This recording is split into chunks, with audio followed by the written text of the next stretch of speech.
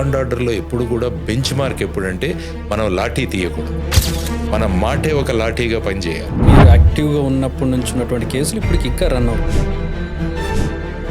ఎమ్మెల్యేల గన్మెన్ ఎందుకు? ప్రజల్లో ఫ్రీగా తిరగగలగాలి. ఈ ఉచితాలు, ఫ్రీబీస్ లాంటి వల్ల ప్రజలను మనం సోమరిపోతులుగా తయారు చేస్తాం. జనసేన ఎందుకు ఎంచుకుంటారు? డబ్బులున్న వాళ్లే రాజకీయాల్లోకి రావాలని ఒక గిరిగీసి వేసేశారు. జగన్మోహన్ రెడ్డి గారి పార్టీ నవరత్నాలు ఇచ్చారు, రాష్ట్రానికి 10 లక్షల కోట్లు మీరు అప్పులు చేశారు. వీళ్ళెవరు తమ సొంత జేబుల నుంచి డబ్బులు ఇవ్వట్లేదు. అధికారంలోకి వచ్చాక పవన్ కళ్యాణ్ తీరు ఎలా ఉందని మనం అందరం కలిసి పోరాడిన ప్రత్యేక హోదా ఏమైందన్నది కూడా ఒక issue.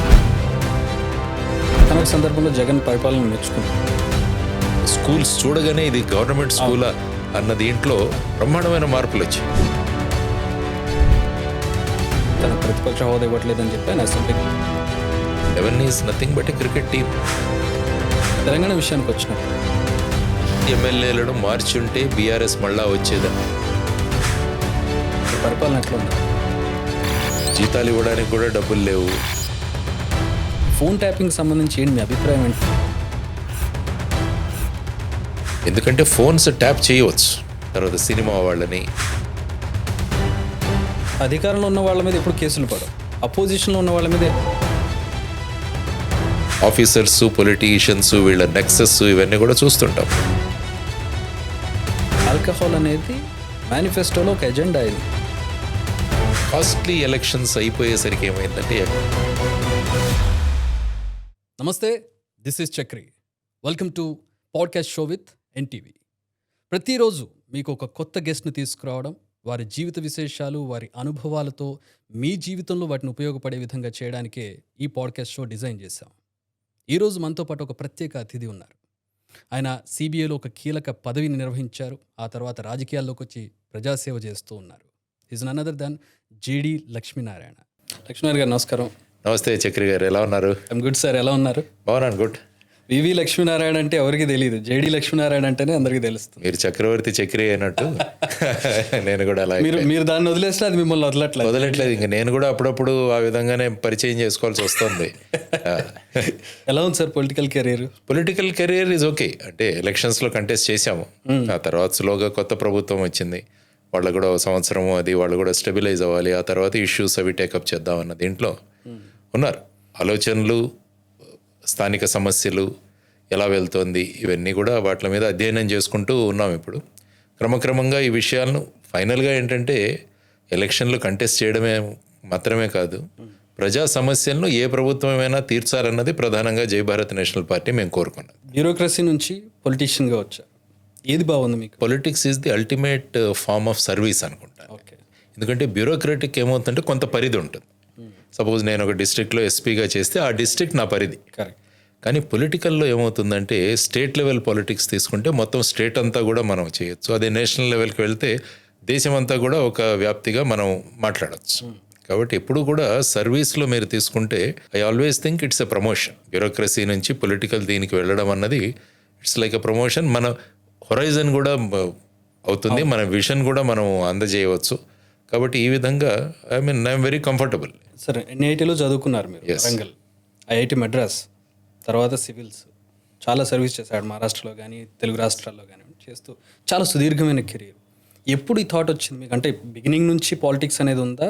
Is there any particular occasion ఏమన్నా ఉందా? పాలిటిక్స్ ఏంటంటే రైట్ ఫ్రమ్ బిగినింగ్ మేము చిన్నతనంలో ఉన్నప్పుడే పాలిటిక్స్ ఫాలో అయ్యేవాళ్ళం. ఓకే. నేను శ్రీశైలం మా స్కూల్లో చదివినప్పుడు ఆ స్కూల్ యొక్క అడ్వాంటేజ్ ఏంటంటే అది సమాజాన్ని మాకు పరిచయం చేసింది. ఎందుకంటే ఒక చిన్న కాలనీలో ఉండేవాళ్ళం అందరం. కాబట్టి పేరెంట్స్ మాట్లాడుకుంటున్నా, నేబర్స్ మాట్లాడుకున్నా, అక్కడ జరుగుతున్న పరిస్థితులు ఇప్పటిలాగా ఏంటంటే స్టడీస్ పక్కన పెట్టేస్తే ఇంకా వేరేవేవి మీకు సంబంధం లేదు అన్న ధోరణి ఇప్పటిది. కానీ అప్పుడు ఏంటంటే చదువుతో పాటు అన్ని విషయాలు కూడా మనకు పరిచయం చేసేవారు. అప్పుడు కూడా సార్ కొన్ని స్కూల్స్, కొన్ని రీజియన్స్లో ఎక్కువగా ఇది ఉండేది అనుకుంటా. అప్పుడు ఏంటంటే ఫార్చునేట్గా ఈ ప్రైవేట్ స్కూల్స్, కార్పొరేట్ స్కూల్స్ లేవు. అప్పుడు అందరం కూడా గవర్నమెంట్ స్కూల్స్లోనే చదువుకున్నాం. కాబట్టి అందరం కూడా గవర్నమెంట్ స్కూల్స్లోనే చదువుకున్నాము. అక్కడ ఉన్న టీచర్స్ వీళ్ళు కూడా ఏంటంటే వీళ్ళు రేపు పౌరులుగా తయారవ్వాలన్న భావనతో వాళ్ళు కూడా మనకు అనేక విషయాలు పరిచయం చేసేవాడు. సో ఈవెన్ క్లాస్లో కూడా ఒక చిన్న ఎలక్షన్స్ లాగా కండక్ట్ చేయడము ఇలాంటివన్నీ కూడా. కాబట్టి అప్పటి నుంచి ఏంటంటే ఈ పొలిటిక్స్, ఎలక్షన్స్, తర్వాత ఈ పొలిటికల్ స్పీచెస్ ఇవన్నీ కూడా చూస్తుండేవాడు. ముఖ్యంగా హిందీ నేర్చుకోవడానికి మాకు బాగా ఇష్టంగా ఉండేది. అప్పుడు మా హిందీ మాస్టర్ గారు చక్కగా హిందీ నేర్పించేవారు.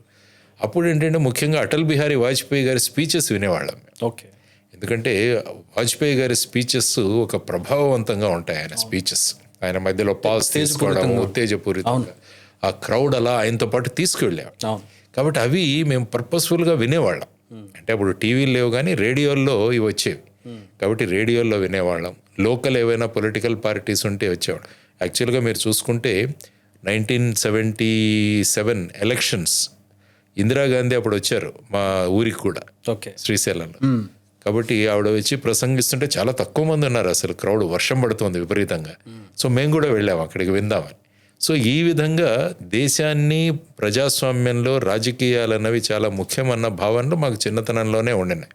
కాబట్టి రేపు స్కూల్లో కానీ కాలేజీలో కానీ వీటిలో ఆ లీడర్షిప్ భూమిక అనేది అప్పటి నుంచి కూడా అలవాటైంది మాకు. అక్కడ క్లాస్ రిప్రజెంటేటివ్గా ఉండడం, స్కూల్ రిప్రజెంటేటివ్గా ఉండడం, కాలేజీకి వెళ్ళిన తర్వాత రిప్రజెంటేటివ్. సో ఈ విధంగా ఆ పొలిటికల్ టచ్ అన్నది ప్రతి ఒక్కరికి ఉండాలని నేను అంటాను. ఎందుకంటే డెమోక్రసీలో, ప్రజాస్వామ్యంలో ఉన్న మనం ఇది కేవలం ఓటు బాధ్యత. అది ఇట్స్ చాలా చాలా ప్రధానమైన, మంచి మాట చెప్పారు చక్రి గారు. అది బాధ్యత, ఇట్స్ ఎ రెస్పాన్సిబిలిటీ. సో ఆ విధంగా వెళుతూ ఇక సర్వీస్లోకి వచ్చాను. సర్వీస్లోకి వచ్చిన తర్వాత కూడా ఈ టిపికల్ పోలీసింగ్ కాకుండా ప్రజలతో మమేకమయ్యే పోలీసింగ్ చేసేవాడు. ఫార్చునేట్గా ఏంటంటే మహారాష్ట్ర కూడా అటువంటి వాతావరణం ఉన్న రాష్ట్రం. అది మహారాష్ట్రలో కూడా చైతన్యవంతమైన ప్రజలు ఉండేవాడు. కాబట్టి వారితో ఏదైనా సమస్యలు తీసుకుని మనం పరిష్కరించడానికి వాళ్ళతో పాటు వెళ్ళినప్పుడు థానే, నాందేడు, గడ్చిరోలి, తర్వాత నేను పూణే, తర్వాత థానే, ముంబై, ఇవన్నీ కూడా స్వాతంత్రోద్యమం నుంచి చాలా యాక్టివ్గా గంగాధర్ తిలక్ గారు. ముఖ్యంగా పూణే తీసుకుంటే నేను ఏ ప్రాంతంలో అయితే పనిచేశానో అక్కడి నుంచే ఈ వినాయక చవితి ద్వారా ప్రజా ఉద్యమాన్ని ఆయన మొదలైంది అక్కడ. కాబట్టి అక్కడికి వెళ్ళినప్పుడు ఆ ప్రజలతో మాట్లాడుతున్నప్పుడు ఆ వినాయక చవితి వాళ్ళ మండపాలు కానీ, వాళ్ళ తాలీములు కానీ ఇవన్నీ చూస్తున్నప్పుడు ఏంటంటే ఒక రకం. తర్వాత ఛత్రపతి శివాజీ మహారాజ్, ఇంకా మహారాష్ట్రలో చూసుకోవాలంటే ఆయన పూణేలో పనిచేశాను. జున్నర్ అనే ప్రాంతంలో ఆయన పుట్టాడు. అది అక్కడ నేను ఎస్పీగా పనిచేశాను. కాబట్టి ఆ ప్రాంతాలకు వెళ్ళడం, సింహగఢ్, పనాలగఢ్, ఇవన్నీ కూడా అక్కడ కోటలు విజిట్ చేయడం, ఇవన్నీ కూడా ప్రజల్లో చైతన్యవంతం ఉండేది. కాబట్టి ఆ విధంగా ఈవెన్ పోలీసింగ్లో కూడా, పోలీసింగ్ చేస్తూ కూడా ప్రజా ఉద్యమాల్ని, ప్రజా సమస్యలను తీసుకువెళ్ళడానికి చాలా ప్రయత్నం చేసేవాడు. సార్, ఎప్పుడైనా క్లాష్ అయ్యేదా మీకు? అంటే మీరు లా అండ్ ఆర్డర్ చూసుకోవాలి, ఉద్యమాల సందర్భంలో ప్రజలు ఉద్రేకంతో ఏదో చేస్తూ ఉంటారు, మీరు దాన్ని అర్థం చేసుకునే ఒక పక్కన, ఇంకో పక్కన డ్యూటీ, ఈ క్లాష్, ఫ్రిక్షన్. యాక్చువల్గా నా ఫార్ములా ఏంటంటే, మనకు ఎప్పుడైతే ప్రజలు బాగా తెలుస్తారో వాళ్ళు చట్టానికి కట్టుబడి ఉంటారు. ఓకే. ఎప్పుడైతే మనకు ప్రజలకు మధ్య గ్యాప్ వస్తుందో వాళ్ళు దాన్ని ఒక అదనుగా ఉపయోగించుకుంటారు. అంటే this is called principle of anonymity. కాబట్టి మమ్మల్ని ఎవరు గుర్తించరు, మమ్మల్ని ఎవరు గుర్తుపట్టరు, కాబట్టి మేము ఏమైనా చేయొచ్చు అన్న భావనలు. కానీ ఇప్పుడు మనం వాళ్ళతో ఉన్న సంబంధాలను బట్టి మనం అక్కడికి వెళ్ళిన తర్వాత ఆల్మోస్ట్ లీడర్స్, అక్కడ ఉండే వాళ్ళందరూ కూడా మనకు పరిచయం. పలానా పేరు పెట్టి పిలిచారు, జాదవ్ ఏం చేస్తున్నావు నువ్వు అనేవాడిని. సార్ సార్ సార్ సార్ ఏం లేదు సార్ కొంచెం అనేవాడు. అంటే ఆ పరిచయం అన్నది చాలా ముఖ్యం. ఎందుకంటే లా అండ్ ఆర్డర్లో ఎప్పుడు కూడా బెంచ్ మార్క్ ఎప్పుడంటే మనం లాఠీ తీయకూడదు. అది నేను ఫాలో అయింది. మనం లాఠీ తీసామంటే మనం ఫెయిల్ అయ్యాం. మన మాటే ఒక లాఠీగా పనిచేయాలి. ఈ విధమైన ప్రిన్సిపల్స్తో అక్కడ వెళ్ళాం. దానికోసం ఏంటంటే వీలైనంత మంది ప్రజలతో మనం మమేకమవుతూ వాళ్ళ సమస్యలు తెలుసుకుంటూ, ఎప్పుడైతే ప్రజలు మనల్ని, మన కోసం వీళ్ళు ఉన్నారన్న భావన వాళ్ళలో వస్తే ఏంటంటే మనతో పాటు నడుస్తారు. ఎప్పుడైతే మనల్ని, వాళ్ళను కష్టపెట్టడానికి, రుద్దడానికి వచ్చామంటే వాళ్ళు అదును చూసుకుని మన మీద తిరుగుపడతారు. సో ఇది ముఖ్యంగా నేను లా అండ్ ఆర్డర్లో యూజ్ చేసిన ప్రధానమైన. సాధారణంగా ఏమనుకుంటారంటే ఏదైనా ఒక సమస్య వచ్చినప్పుడు అక్కడ లాఠీ చార్జ్ చేసి, టియర్ గ్యాస్ వేసి, ఆ తర్వాత ఫైరింగ్ చేసి కంట్రోల్ చేయడం ఒక విషయం. కానీ పరిస్థితి అక్కడి వరకు రాకుండా మనం ఎలా నిరోధిస్తున్నాం అన్నది చాలా ముఖ్యమైన విషయం. ఒక చిన్న ఉదాహరణ చెప్తాను. నేను పూణేలో పనిచేస్తున్నప్పుడు ఖేడ్ అని ఒక ప్రాంతం ఉంది. ఖేడ్, దాన్ని ఇప్పుడు రాజ్గురు నగర్ అంటారు. రాజ్గురు నగర్ అంటే రాజ్గురు భగత్ సింగ్, రాజ్గురు సుఖదేవ్, వీళ్లలో రాజ్గురు ఆ ప్రాంతానికి చెందిన వ్యక్తి. కాబట్టి దాన్ని ఇప్పుడు రాజ్గురు నగర్ అంటారు. అక్కడ ఒక చిన్న బిల్డింగ్ ఉంది. ఆ బిల్డింగ్ని 2 పొలిటికల్ పార్టీలు ఇది మా ఆఫీస్ అంటే మా ఆఫీస్ అని వాళ్ళు అక్కడ మొదలుపెట్టారు. ఒకరు వచ్చి మేము బాలాసాహెబ్ ఠాకరే గారిని తీసుకొస్తాం, ఇంకొకరు మేము శరద్ పవార్ గారిని తీసుకొస్తాం ఇనాగరేషన్కి అని. అంటే అదొక పెద్ద కమోషన్గా తయారవుతోంది అక్కడ పరిస్థితి. సో అప్పుడు ఏం చేయాలన్నది ఆలోచించాం. ఓకే, ఇద్దరు రావచ్చు, ఆ తర్వాత దాన్ని నిరోధించవచ్చు, ఇదంతా ఒక విషయం. కానీ Mumbai police act, Bombay police యాక్ట్లో ఒక ప్రొవిజన్ ఉంది. ఏదైనా ఒక కట్టడం ద్వారా అక్కడ శాంతి భద్రతలు గనక భంగం అవుతున్నట్టు తెలిస్తే జిల్లా ఎస్పీ ఆ బిల్డింగ్ను తన కంట్రోల్లో తీసుకోవచ్చు అన్నది ఒక ప్రొవిజన్. సో నేను వెంటనే నా ఒక ఆర్డర్ పాస్ చేశాను. ఇప్పటి నుంచి ఈ బిల్డింగు పోలీసుల అధీనంలో ఉంటుంది అని చెప్పి వెంటనే అక్కడ పోలీస్ చౌకీ మొదలుపెట్టేశాం. మొదలుపెట్టి మా 4 కానిస్టేబుల్ని అక్కడ పెట్టాను, ఒక సబ్ ఇన్స్పెక్టర్ని పెట్టాను, డిక్లేర్ చేశాం paper, now this is our police Chowki. 2 పార్టీలు సర్దుకున్నాయి. అంటే ఏంటంటే బేసిక్గా పరిస్థితులు ఏమవుతాయని ఆలోచించి దానికి సొల్యూషన్ మనం ఏ విధంగా తీసుకురావాలని కనుక మనం ప్లానింగ్ చేసుకుంటే లా అండ్ ఆర్డర్ సమస్యలు అన్నవి ఎక్కడ తల ఎత్తవు. కాబట్టి మ్యాక్సిమం పబ్లిక్ కాంటాక్ట్ ఉండాలని ఆఫీసర్స్ కూడా చెబుతుంటాను నేను. ఎందుకంటే ఫైనల్గా సమాజంలో చూస్తే ఒక 2% మంది మాత్రమే క్రిమినల్స్, మిగతా 98% మంది మంచివాళ్ళు. కాబట్టి ఈ మంచి వాళ్ళతో మనం కూడా క్రిమినల్స్తో బిహేవ్ చేసినట్టు బిహేవ్ చేస్తే వాళ్ళు మనకు దూరం అయిపోతారు. ఈ 98% మనతో ఉంచుకుంటే ఆటోమేటిక్గా ఈ 2% కూడా వాళ్ళు తల ఒగ్గాల్సిందే. ఎందుకంటే రేపు ఇన్వెస్టిగేట్ చేయాలంటే ప్రజలు కావాలి, మనకు విట్నెసెస్గా వీళ్ళు రావాలి, సాక్షులుగా రావాలి, జరిగిన విషయాన్ని చెప్పాలి. ఎప్పుడైతే పోలీస్తో అనిమాసిటీ వాళ్ళు ఉంటుందో ఎవరు సహకరించరు మనకు. సో ఈ విధమైన కాన్సెప్ట్స్తో వెళుతూ ఉండాం అనమాట. అది కాబట్టి ప్రజలతో మమేకం అవ్వడం అన్న concept right from beginning school నుంచే సర్వీస్లో కూడా ఈ విధంగా ఉండేది. యాక్చువల్గా కాటన్కి, మహారాష్ట్రలో కాటన్కి మినిమం సపోర్ట్ ప్రైజ్ ఇప్పించడానికి నేను ప్రధానమైన పాత్ర పోషించాను పోలీస్లో ఉన్నప్పుడు. Yes, I was SP of Nanded district. Sharad Joshi గారు అంటే షేత్కరీ సంఘటన అని ఒక పెద్ద మన రైతాంగ ఫోర్స్ అక్కడ, ఆయన వచ్చారు. ఆయన అక్కడ నాందేడ్లో వచ్చి ఆయన క్యాంప్ చేశారు. మొత్తం మహారాష్ట్రలో గొడవలు జరుగుతున్నాయి. ఎందుకంటే మహారాష్ట్రలో కాటన్ చాలా ఎక్కువగా పండుతుంది. షుగర్ కేను, కాటన్ ఈ 2 ప్రధానమైన పంటలు. కాబట్టి ఈ కాటన్కి మినిమం సపోర్ట్ ప్రైస్ తీసుకురావాలి అని చెప్పేసి ఆయన గొడవ. ఆయన ఒక హాస్పిటల్లో అడ్మిట్ అయ్యారు. సో నేను రోజు వెళ్ళి ఆయన కలిసేవాడిని.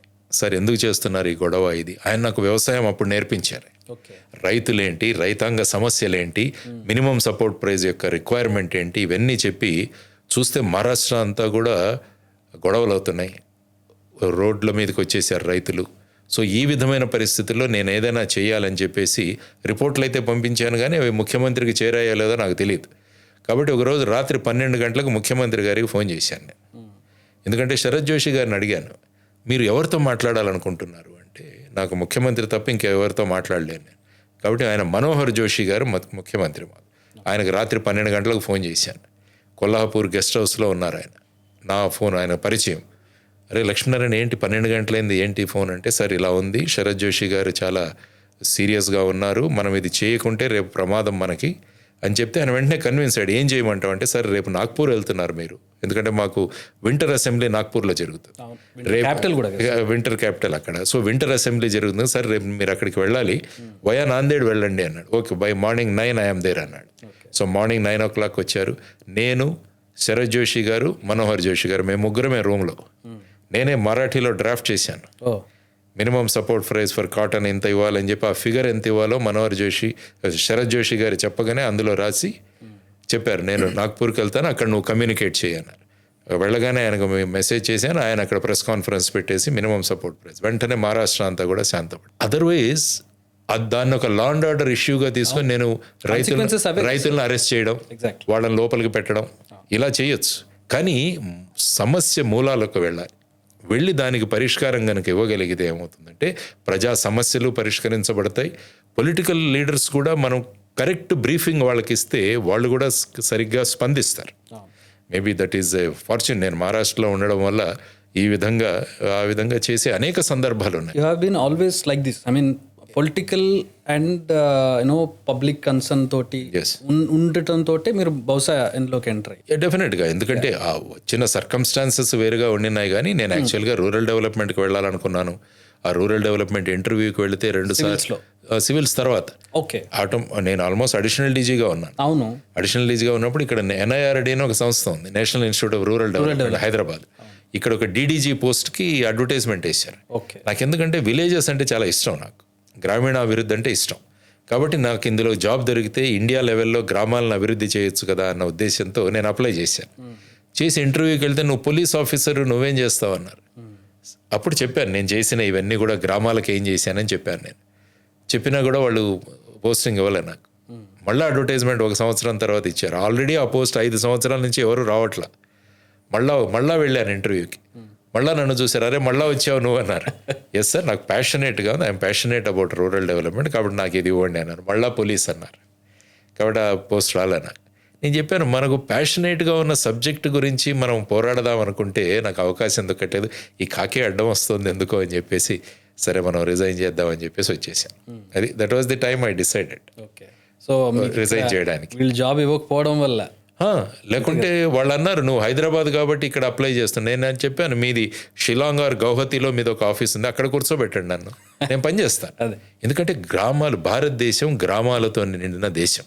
గ్రామాల అభివృద్ధి చెందితే దేశం అభివృద్ధి చెందుతుంది. కోవిడ్లో కూడా భారతదేశ ఆర్థిక వ్యవస్థని కాపాడింది రైతులు. కాబట్టి అటువంటి రైతాంగం కోసం ఏమైనా చేయొచ్చు కదా అన్న భావనలతో వెళ్ళాను. కాబట్టి అక్కడ ఎమోషనల్గా అయిపోయి నేను I said let me quit the job. Okay. So ఆ విధంగా క్విట్ చేశాను. జనసేన ఎందుకు ఎంచుకున్నారు సార్? రీజన్ ఏంటి? ముఖ్యంగా ఏంటంటే ఈ జీరో బడ్జెట్ పాలిటిక్స్ అన్నవి చాలా ఇంపార్టెంట్ మనకు. ఎందుకంటే ఇప్పుడు డబ్బులున్న వాళ్లే రాజకీయాల్లోకి రావాలని ఒక గిరిగీసి వేసేశారు. ఒక సర్వసాధారణ వ్యక్తి ఎమ్మెల్యేగా అవ్వాలి అనుకుంటే అది అవ్వట్లా. మీకు బేసిక్గా ఆర్థికంగా మీరు బలంగా ఉండాలి, డబ్బులు ఖర్చు పెట్టాలి. ఆ విధమైన పరిస్థితులలో అప్పుడు, ఎందుకంటే నేను ఇక్కడ 2013 వరకు ఇక్కడ పనిచేశాను. ఆ సమయంలోనే పవన్ కళ్యాణ్ గారు కొత్తగా రాజకీయంలోకి రావాలి అన్న, ఆయన ఒక 2 సార్లు కలిశాను కూడా. కలిసి ఏదైనా కొత్త ఉద్యమాన్ని తీసుకురావాలని అప్పుడే డిసైడ్ చేశాం. ఆ తర్వాత నేను డెప్యుటేషన్లో వెళ్ళిపోవడం, మళ్ళీ రిటర్న్ వెళ్ళిపోవడం. అప్పుడు ఆయన 2014 సంవత్సరంలో జనసేన పెట్టి వారు తీసుకెళ్లారు. సో ఆ తర్వాత మళ్ళీ వచ్చిన తర్వాత కూడా నేను 2018లో చేశాను, నేను రిజైన్ చేశాను. ఆ తర్వాత ఒక 8 నెలలు తిరిగాను మొత్తం బయటికి రావడానికి. బేసిక్గా జాయిన్ అయ్యాను. జీరో బడ్జెట్ పాలిటిక్స్ అన్న దీంతో మేము 2019లో ఎలక్షన్స్ కంటెస్ట్ చేశాం. నేను వైజాగ్ ఎంపీగా కూడా కంటెస్ట్ చేశాను. వారు నాకు సీట్ ఇచ్చారు. ఆ తర్వాత చేసిన తర్వాత మళ్ళీ ఆ టైంలో సుమారుగా 6% ఓట్లు వచ్చాయి జనసేన పార్టీకి. మేము ఎవరు కూడా గెలవలేకపోయాం. ఆ తర్వాత మళ్ళా వారు సినిమాల్లోకి వెళతారు అని మళ్ళా పవన్ కళ్యాణ్ గారు నిర్ణయించారు. నేనేమనుకున్నానంటే ఒక సీరియస్నెస్ ఏమైనా పోతుందేమో అప్పుడు అన్నది. ఎందుకంటే మనం ఎలాగైనా ఈ పరిస్థితులు మార్చాలి అని వచ్చాం.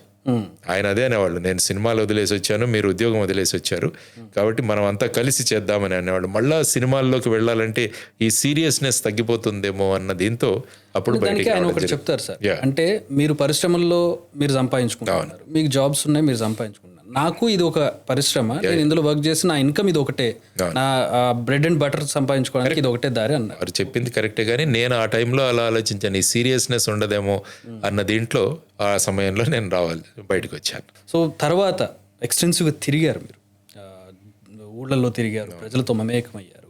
What did you observe? మీరు ఒక పార్టీ నిర్మించిన తర్వాత అందులో మీరు కొత్తగా, అంటే పాత విధానాలతో పాటు మీరు కొత్త విధానాలు ఏమి యాడ్ చేశారు? బేసిక్గా ఏంటంటే మనం చూసుకోవాల్సింది అన్ని ప్రాంతాలు అభివృద్ధి చెందాలి అన్నది ప్రధానమైన ఉద్దేశం. మనకు 175 కాన్స్టిట్యున్సీ ఉన్నాయి. ఆంధ్రప్రదేశ్ తీసుకుంటే ఇక్కడ 119, అక్కడ 175. కాబట్టి ప్రతి నియోజకవర్గం అన్నది అభివృద్ధి చెందాలి. అంటే మేమేమన్నామంటే జయభారత్ నేషనల్ పార్టీలో ప్రతి సంవత్సరం ఒక్కొక్క నియోజకవర్గానికి 100 కోట్ల రూపాయలు కేటాయించాలి. అంటే 5 సంవత్సరాల కాలంలో ఒక్కొక్క నియోజకవర్గానికి సుమారుగా 500 కోట్లు వస్తుంది. కాబట్టి 500 కోట్లతో ఆ నియోజకవర్గాన్ని బ్రహ్మాండంగా డెవలప్ చేయొచ్చు. తర్వాత ప్రతి గ్రామ పంచాయతీకి సంవత్సరానికి 1 కోటి రూపాయలు ఇవ్వాలి. మన దగ్గర సుమారుగా 13,500 గ్రామ పంచాయతీలు ఉన్నాయనుకుంటాను. అయితే అక్కడ 16,000, కాబట్టి 16,000 కోట్లు. కాబట్టి ఈ విధంగా చేసుకుంటూ వెళితే ఏమవుతుందంటే గ్రామాలు అభివృద్ధి చెందుతాయి, నియోజకవర్గాలు అభివృద్ధి చెందుతాయి, ప్రాంతమంతా కూడా అభివృద్ధి చెందుతుంది. తర్వాత మేము చెప్పింది ఏంటంటే ఉచితాలు అన్నవి ఇవ్వకూడదు. ఈ ఉచితాలు, ఫ్రీబీస్ లాంటి వల్ల ప్రజలను మనం సోమరిపోతులుగా తయారు చేస్తున్నాం. ఫ్రీబీస్ ఎవరికి ఇవ్వాలి? 60 సంవత్సరాల పైబడిన వాళ్ళకి, వితంతువులకి, తర్వాత వచ్చేసి దివ్యాంగులకి. ఈ ముగ్గురికి మాత్రమే మీరు ఫ్రీ బీస్ ఇవ్వండి, మిగతా వారికి ఉపాధి ఇవ్వండి. ప్రతి కుటుంబంలోంచి కూడా ఒక ఉపాధి గనక మనం ఇవ్వగలిగితే వాళ్ళ కాళ్ళ మీద వాళ్ళు నిలబడతారు. సంవత్సరానికి 15,000 రూపాయలు ఇవ్వడం కాదు, నెలకు 15,000 రూపాయలు సంపాదించుకునే విధంగా మనం పరిస్థితులను మార్చాలి. గ్రామాల్లో ఇండస్ట్రీస్ పెట్టాలి, ఫుడ్ ప్రాసెసింగ్ తీసుకురావాలి. సో ఇలాంటివన్నీ కూడా ఆలోచనలతో ముందుకొచ్చామన్నమాట. అది బేసిక్గా మేము ఆలోచిస్తున్నది. మా ఆలోచనలు ఈ విధంగా ఉంటాయి అన్నది. ఎమ్మెల్యేలకు నో సెక్యూరిటీ. ఎందుకు సెక్యూరిటీ ఎందుకండి? ఎమ్మెల్యేల గన్మ్యాన్ ఎందుకు? ప్రజల్లో ఫ్రీగా తిరగగలగాలి. తర్వాత వచ్చేసి ఎకానమీ క్లాస్లో ప్రయాణం చేయాలి, ఆర్టీసీ బస్సుల్లో ప్రయాణం చేయాలి. సో ఆ విధమైన ఒక మార్పు. ఎందుకంటే మాణిక్ సర్కార్ అని ఒక ఆయన ఉండేవారు, త్రిపుర సీఎంగా ఆయన పనిచేశారు. ఆయన ఆఫీస్కి ఆర్టీసీ బస్సులో వెళ్ళేవాడు, సీఎంగా కూడా. కాబట్టి ఈ విధమైన భావాలు గనక మనకు ప్రజల్లో తీసుకొని ఉపాధి, నైపుణ్యాలు ఇవన్నీ పెంచుకుంటూ గనక మనం చేయగలిగితే బ్రహ్మాండమైన విజయాలు సాధించవచ్చు. లేకుంటే ఇప్పుడు చూడండి, ప్రతి పార్టీ వచ్చి మేము ఇది ఉచితంగా ఇస్తాం, అది ఉచితంగా ఇస్తాం. ఆ పార్టీలో సక్సెస్ అవుతున్న పరిస్థితి కదా సార్. ఇప్పుడు జగన్మోహన్ రెడ్డి గారి పార్టీ, ఆయన హామీలు మీకు తెలుసు, నవరత్నాలు తెలుసు. ముందుకు వచ్చారు, ఆ రోజు గెలిచారు. తర్వాత మళ్ళీ మొన్న దీనికి ఎక్కువ ఇస్తామని చెప్పి చంద్రబాబు అనౌన్స్ చేశారు, మళ్ళీ గెలిచారు. మీరు ఎక్కడ 90% పొలిటికల్ పార్టీస్ ఇలాంటివి అనౌన్స్ చేసి గెలుస్తున్నటువంటి సందర్భాల్లో మీరు చెబుతున్న ఫిషింగ్ నేర్పించాలి, ఫిషెస్ ఇవ్వకూడదు, వాళ్ళకి ఆహారం సంపాదించుకోవడం నేర్పించాలి, వర్కౌట్ అవుతుందా ప్రజల్లో? అంటే ఇది మార్పు తీసుకురావాలి, ఆలోచన విధానంలో మార్పు తీసుకురావాలి. అంటే మీడియా, మీలాంటి వారు, మేము అందరం కలిసి ఒక మార్పు తీసుకురా. ఇప్పుడు ఏమన్నారు, నవరత్నాలు ఇచ్చారు, రాష్ట్రానికి 10 లక్షల కోట్లు మీరు అప్పులు చేశారని. మళ్ళీ అవే పథకాలు మళ్ళా చేస్తే మళ్ళీ రాష్ట్రం అప్పుల్లోకి వెళుతుంది. వీళ్ళెవరు తమ సొంత జేబుల నుంచి డబ్బులు ఇవ్వట్లేదు. అవును, ఇవన్నీ కూడా మనం కడుతున్న ట్యాక్సులు, లేకుంటే బయట నుంచి తెస్తున్న అప్పులు. తర్వాత ఈ అప్పుల ప్రజలకు తెలుసు. కానీ ఏమవుతుందంటే ప్రజలలో ప్రజాస్వామ్యం పట్ల, తర్వాత రాజకీయ పార్టీల యొక్క ఆలోచనల పట్ల అవగాహన కల్పించడం చాలా అవసరం. చాలామంది ఏమనుకుంటారంటే ఎలక్షన్లో ఓటేస్తే అంతే మా భూమికి అయిపోయింది అనుకుంటారు. కానీ ప్రతి ఒక్క పౌరుడికి ఈ ప్రజాస్వామ్యంలో వాళ్ళ జీవితాల గురించి ఆలోచించాలి. ప్రజాస్వామ్యం వాళ్ళ జీవితాలే బేసి. వీళ్ళంతా ప్రతినిధులు, మనం ఎన్నుకుంటున్న వాళ్ళు మన ప్రతినిధులు.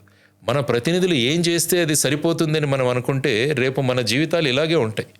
కాబట్టి ఈ ఆలోచనలను రేకెత్తించడం, కొత్త తరహాగా ఆలోచించడం, వ్యవస్థలో మార్పు తీసుకురావడం, ఎలక్షనీరింగ్లో మార్పు రావాలి, ఎలక్షన్లో మార్పు రావాలి, క్యాండిడేట్స్ ఎలాంటి వాళ్ళు ఉండాలన్న దాంట్లో మార్పు రావాలి.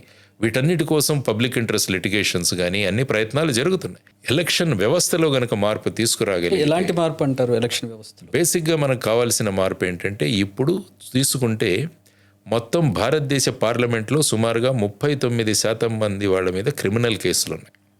అదే ఇప్పుడు ఆంధ్రప్రదేశ్ అసెంబ్లీ తీసుకుంటే ఐ థింక్ 71 నుంచి 78% మంది మన ఎమ్మెల్యేలు, వారందరి మీద క్రిమినల్ రికార్డ్స్ ఉన్నాయి. కాబట్టి ఈ కేసులన్నీ కూడా 1 సంవత్సరంలో పరిష్కారం అవ్వాలి. లేకుంటే 15 సంవత్సరాలు, 20 సంవత్సరాలు కేసులు అలాగే ఉండిపోతూ వీళ్ళు ఎమ్మెల్యేలు అవుతున్నారు, మంత్రులు అవుతున్నారు, ముఖ్యమంత్రులు అవుతున్నారు. మరి మార్పు తీసుకురావాల్సింది, క్రిమినల్ రికార్డు ఉన్న వాళ్ళకి మేము సీట్లు ఇవ్వము అని చెప్పేసి. మీరు యాక్టివ్గా ఉన్నప్పటి నుంచి ఉన్నటువంటి కేసులు ఇప్పటికి ఇంకా రన్ అవుతున్నాయి. అదే అంటున్నాను. అంటే సిస్టంలో ఆ విధంగా అవుతుందంటే మనం దాని గురించి ఏం చేయాలి అన్నది. 1 సంవత్సరంలో కేసు పరిష్కారం అవ్వాలి. ఆ తర్వాత ఇప్పుడు ఏంటి, శిక్ష పడితే వాళ్లకు 6 సంవత్సరాల వరకు వాళ్ళు ఎలక్షన్లో కంటెస్ట్ చేయకూడదు అన్నది నియమం. కానీ ఆ శిక్ష పడ్డానికే ఇన్ని సంవత్సరాలు పడుతుంది. అందుకనే మేమేం చెబుతున్నామంటే, కోర్టులో వాళ్ళ మీద ఛార్జెస్ ఫ్రేమ్ అవ్వగానే అప్పటి నుంచి వాళ్ళు ఎలక్షన్లో పార్టిసిపేట్ చేయడానికి అనర్హులు అని డిక్లేర్ చేయాలి. అంటే ఛార్జెస్ ఫ్రేమ్ అవ్వడం అంటే వాళ్ళకి ఒక వాదన ఉంటుంది, మేము దోషులమో నిర్దోషులమో తేలకుండా. మరి వాళ్ళు కూడా తొందరగా ఈ కేసు అయిపోవాలని వాళ్ళు కూడా ప్రయత్నిస్తారుగా అప్పుడు. ఎందుకంటే వాళ్ళ మీద ఏదైనా కత్తి ఉన్నప్పుడే వాళ్ళు రియాక్ట్ అవుతారు. లేకుంటే 15 సంవత్సరాలు కానివ్వండి, 20 సంవత్సరాలు కానివ్వండి, సుప్రీంకోర్టు దాకా వెళదాం. ఆ విధమైన ధోరణిలో ఒక వ్యక్తి మొత్తం జీవితకాలమే అయిపోతుంది ఆ కేసు ఫైనల్గా అవడానికి. సో ఇటువంటి మార్పులు తర్వాత ధన ప్రభావం చాలా ఎక్కువగా ఉంటుంది ఇందులో. కాబట్టి పొలిటికల్ పార్టీకి ఫండ్స్ అన్నవి టోటల్గా బ్యాన్ చేయాలి. Funding to political parties. ఇప్పుడు చూడండి, ఎలక్టరల్ బాండ్స్ అన్నది ఇంట్లో ఒక్కొక్క పార్టీకి ఎంతెంత మోటివ్ తోటే దాన్ని తీసుకొచ్చారు, కానీ అది కూడా మిస్యూజ్ అయిన పరిస్థితి. మిస్యూజ్ అవుతుంది డెఫినెట్గా. ఏంటంటే ఎలక్టరల్ బాండ్స్ అన్నది ఏ విధంగా తీసుకురాబడిందంటే, ఎక్కడ ఒక చట్టం లేదు, ఏం లేదు, ఒక బడ్జెట్లో ప్రవేశపెట్టిన విధానం. ఆ తర్వాత ఏంటి, చాలా కంపెనీలు మేము ఈ పార్టీకి మేము డబ్బులు ఇస్తాం, ఆ తర్వాత వాళ్ళు వచ్చిన తర్వాత మాకు కాంట్రాక్ట్లు ఈ ఇస్తారు. పార్టీ ఆ ఈ పార్టీ విధంగా. అన్ని పార్టీలు అన్ని ఉన్నాయి. పార్టీలు ఇప్పుడు చూడండి క్విట్ ప్రోకోకు, అందుకనే సుప్రీంకోర్టు ఇదే మాట అనింది. మీరు అన్నట్టు Supreme Court it is nothing but a quid pro quo. So no more electoral bonds. ఆ తర్వాత వచ్చేసి క్యాండిడేట్స్ యొక్క క్రిమినల్ రికార్డ్స్, తర్వాత ఎలక్షన్ ఈ ఫండ్స్, ఆ తర్వాత త్వరగా పరిష్కారాలు, తర్వాత వచ్చేసి ఏంటంటే మనీ ఇన్ఫ్లుయెన్స్ తగ్గించాలి. కాబట్టి పెద్ద పెద్ద మీటింగ్స్కి పర్మిషన్స్ ఇవ్వకూడదు. ఇప్పుడు ఏమవుతుంది, ఇప్పుడు ఎలా ఉంటుందంటే ఒక 10 లక్షల మందితో మీటింగ్ అంటారు. ఆ 10 లక్షలు ఎలా వస్తున్నారో మనకు తెలుసు. కొంతమంది ఈ పార్టీ యొక్క దీని గురించి మిగతా వాళ్ళని తరలిస్తున్నారని ప్రతిసారి మనం అనుకుంటాం. వాళ్ళకి కావలసినవి ఇచ్చి, లేకుంటే వాళ్ళని బస్సుల్లో తరలిస్తున్నారు, డ్వాక్రా మహిళలను తీసుకొస్తున్నారు, ఇవన్నీ కూడా మనం వింటుంటాం. కాబట్టి పెద్ద పెద్ద ఫంక్షన్లకు, పెద్ద పెద్ద మీటింగ్స్కి తర్వాత ముఖ్యంగా ఓటు వేసే ముందు ఒపీనియన్ పోల్స్ అని జరుగుతాయి. ఈ ఒపీనియన్ పోల్స్ ద్వారా ఏంటంటే ఓటర్ల యొక్క మైండ్ సెట్ను మ్యానిపులేట్ చేస్తారు. ఈసారి ఈ పార్టీ రాబోతుందన్నది ఒకటి డ్రైవ్ తీసుకెళ్తారు. ఓటర్లు ఏమనుకుంటారు, నా ఓటు కూడా గెలిచే పార్టీకి వేయాలి, నా ఓటు వేస్ట్ అవ్వదు. నిజంగా అది మ్యానిపులేషన్ వర్కౌట్ అవుతుంది సార్. అలాంటి సందర్భాలు మనం చూసాం. మ్యానిపులేట్ చేయడానికి ఎన్నో రకాలుగా మీడియా ద్వారాను ఇంకో రకంగా ప్రయత్నించి ఓడిపోయిన పార్టీలు చాలా ఉన్నాయి. ప్రజాస్వామ్యం అంటే ఓటింగ్ దగ్గరకు వచ్చేటప్పటికి ప్రజలు ఏమనుకుంటారు అదే చేస్తారు. ఎంత మ్యానిపులేషన్ సాధ్యం అవుతుంది సార్? అంటే ఏమవుతుందంటే ఎనీథింగ్. ఇప్పుడు ఏంటి ఓటింగ్ పర్సంటేజ్ డిఫరెన్స్ ఎంతో చూస్తున్నాం కదా మనం. చాలా తక్కువ పర్సంటేజ్ డిఫరెన్స్, కానీ సీట్లలో చాలా మార్పు వస్తుంది. కాబట్టి ఈ ఓటింగ్ పరిస్థితి. తర్వాత నోటా గురించి ఏంటి, వాట్ అబౌట్ నోటా? ఇప్పుడు నోటాకు అన్నిటికన్నా ఎక్కువ ఓట్లు వచ్చాయనుకోండి, అప్పుడు ప్రస్తుతం ఉన్న దాంట్లో ఏమీ లేదు. అంటే యాక్చువల్గా ఏంటంటే నోటాకు అందరికన్నా ఎక్కువ ఓట్లు వస్తే ఆ ఎన్నికలో పోటీ చేసిన క్యాండిడేట్స్ అందరినీ కూడా తప్పించేసి మళ్ళీ కొత్త ప్యానల్తో రావాలి అన్నది యాక్చువల్గా నినాదం. దాని గురించి ఎక్కడ క్లారిటీ లేదు. సో దానివల్ల ఏమవుతుంది, నోటాకు ఓట్లు వేస్తున్నాయి కానీ మేము నోటాకు ఓట్లు వేస్తే ఏంటి, మన దగ్గర రీకాల్ విధానం లేదు. ఎవరైనా ఎమ్మెల్యే ఒకసారి వెళ్ళిన తర్వాత కొంతమంది అసలు కాన్స్టిట్యున్సీకే వెళ్ళట్లేదు. వాళ్ళ దందాలు వాళ్ళు చేసుకుంటున్నారు, వాళ్ళ ఇసుక వాళ్ళు చూసుకుంటున్నారు, వాళ్ళు అసెంబ్లీకి వెళ్ళని వాళ్ళు కూడా ఉన్నారు. ఇసుక దందాలు, తర్వాత బెల్ట్ షాపులు ఇవి చూసుకునే వాళ్ళు ఉన్నారు, మట్టి వ్యవసాయం చేసేవాళ్ళు ఉన్నారు. మరి ఇటువంటి వాళ్ళను రీకాల్ చేసే విధానం లేదు. మేమేమంటే రీకాల్ విధానం పెట్టండి. తర్వాత ఏంటంటే ప్రపోర్షనేట్ రిప్రజెంటేషన్ అన్న ఒక కాన్సెప్ట్ కూడా ఉంది. అంటే ఏమవుతుందంటే ఏ పార్టీకి ఎన్ని ఓట్లు వస్తే అంతమంది ఎమ్మెల్యేలు. ఇప్పుడు ఏమవుతుంది, ఒక పార్టీకి 40% వస్తుంది, ఇంకో పార్టీకి 50% పైన వచ్చింది. సో 164 ఒకటి 11 ఒకటి. అంటే ఏమవుతుందంటే ఆ ప్రపోర్షనేట్ రిప్రజెంటేషన్ ఉండట్లేదు. ఎప్పుడైతే ప్రజాస్వామ్యంలో అపోజిషన్ పార్టీ అని ఉండదో అదేమవుతుందంటే అది ఒక రాచరిక తత్వానికి దారితీస్తుంది. మేమేం చేసినా నడుస్తుందన్న భావనలు వస్తాయి. ప్రజాస్వామ్యం చక్కగా ఉండాలంటే ప్రతిపక్షం ఉండాలి, ప్రతిపక్ష భూమిక కూడా ఉండాలి చక్కగా. కాబట్టి ఈ విధంగా ప్రపోర్షనేట్ రిప్రజెంటేషన్కి ఒక స్కోప్ ఉంది. కాబట్టి ఇటువంటి చేంజెస్ ఏవైతే ఉన్నాయో అవన్నీ కూడా రావాలి. ఎలక్షన్ కమిషనర్స్ అపాయింట్ చేసే సిస్టమ్. ఇంతకుముందు సుప్రీంకోర్టు రూలింగ్లో సుప్రీంకోర్టు చీఫ్ జస్టిస్ కూడా ఈ ప్యానెల్లో ఒక మెంబర్ ఉన్నారని, కానీ దాన్ని చట్టాన్ని తీసేశారు. కాబట్టి ప్రభుత్వం ఎవరు కావాలనుకుంటే వారిని ఇప్పుడు ఎలక్షన్ కమిషనర్గా అపాయింట్ చేయవచ్చు. ఇవన్నీ కూడా ఎలక్షన్ విధానం పట్ల. సార్ ఈవీఎం మీద ఏంటి మీ ఒపీనియన్? ఈవీఎం మీద నా అభిప్రాయం ఏంటంటే ఈవీఎం అన్నది ఒక స్టాండ్ అలోన్ మెషిన్. మనం ఎప్పుడు ఇంటర్ఫియర్ అవ్వగలమంటే అందులో నెట్ ఉంటే, ఇంటర్నెట్ ఉంటే. సపోజ్ మీ స్మార్ట్ ఫోన్ ఉంది, స్మార్ట్ ఫోన్లో నేను దూరగలను. కానీ అదే చిన్న ఫోన్ పెట్టుకున్నారనుకోండి, అందులో నేను దూరలేను. ఎందుకంటే ఈ ఇంటర్నెట్ ద్వారా ప్రవేశం చేయడానికి మనకు అవకాశం ఉంది. కాబట్టి ఈవీఎం కూడా ఏంటంటే ఒక స్టాండ్ అలోన్ మెషిన్. సో ఆ విధంగా చూసుకుంటూ పోతుంటే గెలిచిన వాళ్ళు ఏమీ మాట్లాడరు, ఓడిన వాళ్ళు ఈవీఎంల వల్ల ఓడిపోయామంటారు. వాళ్లే మళ్ళీ గెలిస్తే అప్పుడు ఈవీఎంలు సక్రమంగా పనిచేసాయంటారు. కాబట్టి రాజకీయ పార్టీలు వాళ్ళు గెలుపు ఓటమిల మీద ఈవీఎం భవిష్యత్తు ఆధారపడి ఉంటుంది. కాబట్టి ఇప్పుడు మేము బేసిక్గా అడుగుతున్నది ఏంటంటే ఈ ఈవీఎం కోడ్ ఏదైతే ఉంటుందో ఆ కోడ్ని ఓపెన్ చేయండి, ఓపెన్ సోర్స్గా పెట్టండి, ఎక్స్పర్ట్స్ దాన్ని చదవనివ్వండి ఈ కోడ్లో. ఎందుకంటే చాలామందికి అనుమానం, మొదట 50 ఓట్లు ఇలాగే పడతాయి, ఆ తర్వాత నుంచి ఏది నొక్కినా కూడా ఇంకోటి వెళుతుంది అంటే. అందుకనే వీవీప్యాట్ ఇంట్రడ్యూస్ చేశారు, ఓటర్ వెరిఫైయబుల్ పేపర్ ట్రయల్ అన్నది. కానీ దాన్ని కూడా అక్కడ కూడా మ్యాచెస్ అవ్వట్లేదు. అందుకనే కొన్ని పార్టీలు సుప్రీంకోర్టుకు వెళ్ళి ప్రతి వీవీప్యాట్ కూడా ఎంచాలి అని కూడా అన్నారు, కానీ సుప్రీంకోర్టు ఒప్పుకోలేదు. కొన్ని పార్టీలు బ్యాలెట్ పేపర్ మళ్ళీ తీసుకురండి అంటున్నారు. సో ఈ విధమైన కన్ఫ్యూషన్లో ఏమవుతుందంటే ప్రజాస్వామ్యంలో ఎన్నిక చక్కగా జరిగింది అన్న భావన కలగడం కూడా చాలా ముఖ్యం. లేకుంటే వీళ్ళు ఈవీఎంల ద్వారా వీళ్ళు మ్యానిపులేట్ చేసి వచ్చారంటే ఆ సీరియస్నెస్ ఉండదు వాళ్ళకి. సో ఇదంతా కూడా ప్రజాస్వామ్యానికి ప్రమాదకరం అనమాట. కాబట్టి ఈవీఎంస్ గురించి కూడా ఏవైతే డౌట్లు ఉన్నాయో ఆ డౌట్లన్నింటినీ ఇప్పుడు కొత్తగా జరుగుతున్నది ఏంటి, సడన్గా ఓటర్లను ఓటింగ్ లిస్టులో ఇంక్లూడ్ చేయడం. ఇప్పుడు మహారాష్ట్రలో కొన్ని చూసాం మనం. అవును. అందులో పార్లమెంట్ ఎలక్షన్కి, అసెంబ్లీ ఎలక్షన్కి మధ్యలో 4 నెలల టైంలో సుమారుగా 56 లక్షల మంది అడిషనల్ ఓటర్స్ని ఇంక్లూడ్ చేయడం జరిగింది. మరి ఎక్కడి నుంచి వచ్చారు వీళ్ళంతా? సో ఈ డౌట్లు, ఒకే ఇంటి నెంబర్ మీద 30 ఓట్లు. సో ఇవన్నీ కూడా పరిష్కారం అవ్వాలి. లేకుంటే ఏమవుతుందంటే ఎన్నిక ప్రక్రియనే ఒక అనుమానాస్పదంగా తయారవుతే ఈ ఎన్నిక కాబడిన వాళ్ళు చేసే రూలింగ్, వాళ్ళు చేసే గవర్నెన్స్ మీద కూడా డౌట్ వస్తుంది. కాబట్టి ఈ ప్రక్షాళన అన్నది చాలా అవసరం అన్నది నా భావన. సో లక్ష్మీనారాయణ గారు, బ్యూరోక్రాట్స్ పాలిటిక్స్ అంతగా సక్సెస్ అయిన పరిస్థితులు ఏమి ఇండియాలో కనపడడం లేదు. జేపీ గారు కానివ్వండి, ఇప్పుడు మీరు అంటే ఇంకా you have a long way, but still you are struggling అనేది కనబడుతుంది. అండ్ ఎవరైతే అవినీతి గురించి పోరాడారో అన్నా హజారే, కేజ్రీవాల్, ఆయన అవినీతిలో అంటగాకి జైలుకి వెళ్ళి రావాల్సి వచ్చినటువంటి పరిస్థితి. బేసిక్గా ఏంటంటే రూల్స్ ఆఫ్ ది గేమ్ అన్నది ఒకటి మనం సెట్ చేసుకోవాలి బేసిక్గా. ఎందుకంటే అందరూ అక్కడ ఫుట్బాల్ ఆడుతున్నారు, మేము క్రికెట్ ఆడాలనుకుంటున్నాం. కాబట్టి అక్కడ ఈ సమస్యలు వస్తున్నాయన్నమాట. కాబట్టి మేము కూడా ఫుట్బాల్ నేర్చుకోవాలి, లేకుంటే ఆ రూల్స్లో వెళ్ళి ప్రవేశించాలి, ఆ రూల్స్లో మనం వెళ్ళాలి అన్నదానికి కొంత సమయం పట్టచ్చు దాని గురించి. ఎందుకంటే ఆ రూల్స్ ఆఫ్ ది గేమ్ ఈ విధంగా సెట్ చేశారు. సో ఇలా ఉంటేనే ఇలా ఎమ్మెల్యే అవ్వగలరు. కాబట్టి ఈ ప్రజల్లో చైతన్యం తీసుకురావడానికి చాలా సమయం పడుతుంది. దానికోసం ఎఫర్ట్స్ చేస్తున్నాం డెఫినెట్గా. ముఖ్యంగా ఏంటంటే యువతరం పెద్ద సంఖ్యలో ఉండడం వల్ల ఇదొక పాజిటివ్గా మనం ఆలోచించుకోవచ్చు. ఎందుకంటే తర్వాత వచ్చేసి సోషల్ మీడియా, ఇది కూడా వచ్చింది ప్రధానంగా. Of course mainstream media మీ ఇలాగా ఉన్నారు, కానీ ఏంటంటే సోషల్ మీడియా రావడంలో కూడా ప్రజలను చేరడం సులభమైంది ఈ మధ్య. కాబట్టి మన ఆలోచన విధానాన్ని వాళ్ళ దగ్గరికి తీసుకువెళ్ళడానికి కూడా సులభతరమైంది. ఇంతకుముందు ఏంటంటే పార్టీలు ప్రజలకు చేరాలంటే చాలా హంగామా, పారాఫెర్నేలియా కావాల్సి వచ్చేది.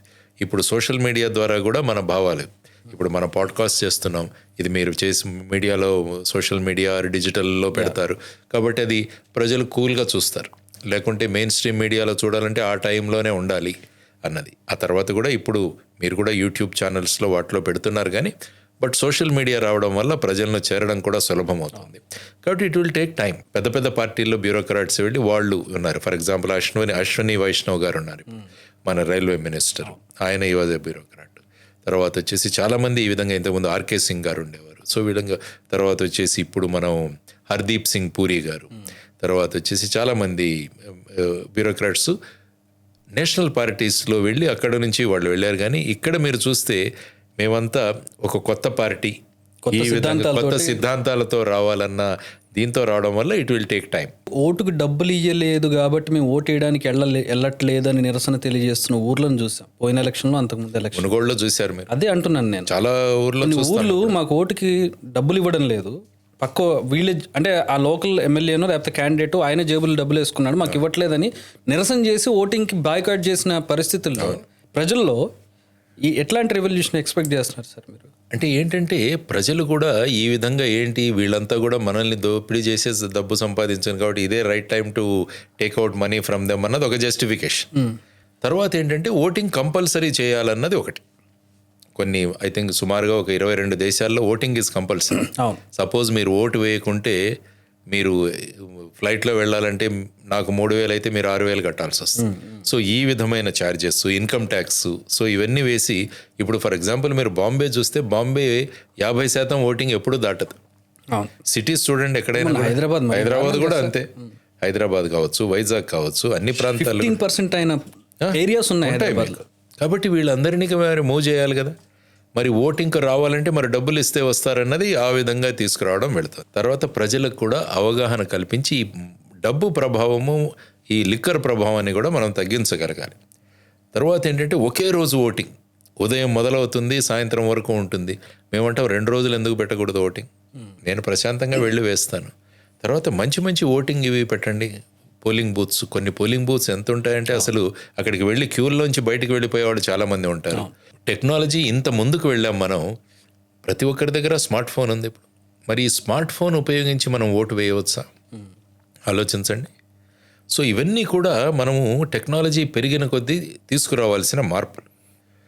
దానివల్ల ఏమవుతుందంటే ప్రజల్లో ఈ విధంగా డబ్బులు ఇచ్చి ఓటు వేయించడము, కంపల్షన్తో ఓటు వేయించడము, వాళ్ళను రకరకాల భావాలతో భావోద్వేగాలను రెచ్చగొట్టి ఓటింగ్ వేయించడం, వీటన్నిటి మీద ఎక్కడో చోట నియంత్రణ ఈ తీసుకురావాలి. Extension question sir, Yeah. సిటీస్లో మనం ఇందాక చెప్పుకున్నాం, వీళ్ళంతా సోషల్ మీడియాలో రకరకాలుగా కామెంట్స్ చేస్తూ రకరకాలుగా పోస్టులు చేస్తూ యుద్ధం చేస్తూ ఉంటారు. అవును, ఓటింగ్ డే వచ్చేటప్పటికి మాత్రం ఒక్కడు ఇంట్లోంచి కదలకపోవడం, దాన్ని ఒక హాలిడేగా భావించి ట్రిప్స్ వేయడం, ఎట్లా చూడాలి దీన్ని? అంటే ఎక్కడ సమస్య ఉంది?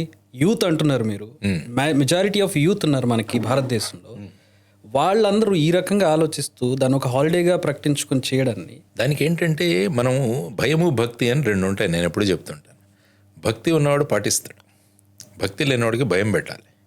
అంటే నువ్వు ఓటు వేయకుంటే నీకు ఇది అవుతుంది అన్నది ఒక భయం పెడితే నిర్బంధ వస్తాడు. ఓటింగ్ అనేది నిబంధ ఓటింగ్ అయినా చేయాలి. ఎందుకంటే ప్రజాస్వామ్యంలో ఓటింగ్ అన్నది ఇంపార్టెంట్. కరెక్ట్. ఇప్పుడు చూడండి, అందుకనే ఓట్ బ్యాంక్ పాలిటిక్స్ వచ్చాయి. ఈ మధ్య నేను 36% ఓటింగ్ తెచ్చుకుంటే నేను గెలిచిపోతాను, కాబట్టి నేను ఓట్ బ్యాంక్ తయారు చేస్తాను. అదే పిల్లలు 36 మార్కులు వస్తే అట్లా పాస్ మార్క్ అన్నట్టుగా నేను నా కులాన్ని రెచ్చగొడతాను, మతాన్ని రెచ్చగొడతాను, లేకుంటే డబ్బులు ఇస్తాను.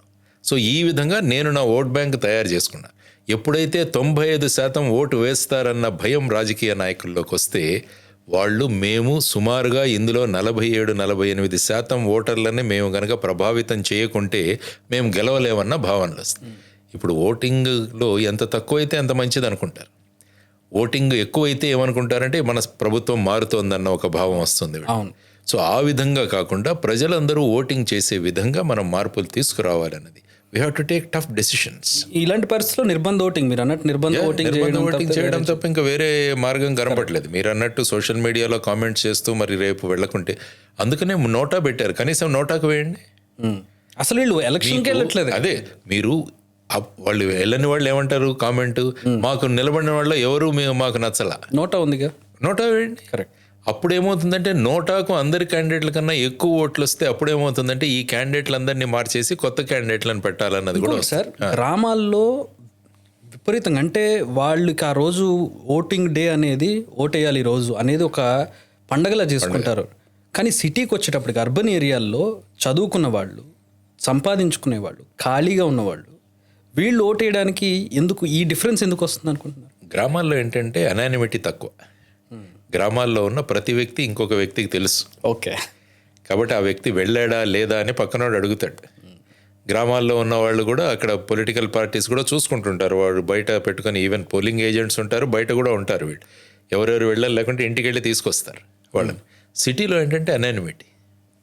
మన ఫ్లాట్లో పక్కన ఎవరున్నారో చాలామందికి 10 సంవత్సరాలు కూడా తెలియదు. ఆ విధమైన దీంట్లో అకౌంటబిలిటీ అన్నది తగ్గిపోతుంది, అనానిమిటీ. ఇంతకుముందు నేను క్రౌడ్ గురించి చెప్పాను కదా, ఆ విధంగా గ్రామాల్లో ప్రతి ఒక్కరికి తెలుసు కాబట్టి అక్కడ వెళ్ళేది. బేసిక్గా ఏంటంటే గ్రామ పంచాయతీలు, ఈ సిస్టమ్స్ ఏవైతే ఉన్నాయో పొలిటికల్ కూడా కాన్షియస్నెస్ కొంచెం గ్రామాల్లో ఎక్కువ ఉంటుంది. మీకు పొలిటికల్ అవేర్నెస్, పొలిటికల్ కాన్షియస్నెస్ అనేది గ్రామాల్లో ఉంటుంది. కాబట్టి గ్రామాల్లో కూడా ఒక ఈవెంట్ అది, ఈరోజు వెళ్ళాలి, అందరం వెళ్ళాలి. చాలామంది మీరు చూస్తే ముఖ్యంగా ట్రైబల్ ఏరియాస్లో నేను పనిచేసేటప్పుడు వాళ్ళు యాక్చువల్గా కొత్త బట్టలు కొనుక్కొని వచ్చేవాళ్ళు కూడా ఉన్నారు. చాలా ఓట్ల పండగ ఆ విధంగా ఉంటుంది. మేము పనిచేసిన గడ్చిరోలి డిస్ట్రిక్ట్ అంటే నక్సలైట్స్ ప్రభావితం ఉన్న డిస్ట్రిక్ట్లో దాంట్లో సుమారుగా 94% ఓటింగ్ అయింది. నేను ఆశ్చర్యపోయాను అసలు, ఎందుకంటే అక్కడ టౌన్లే లేవు, అన్ని గ్రామాలే.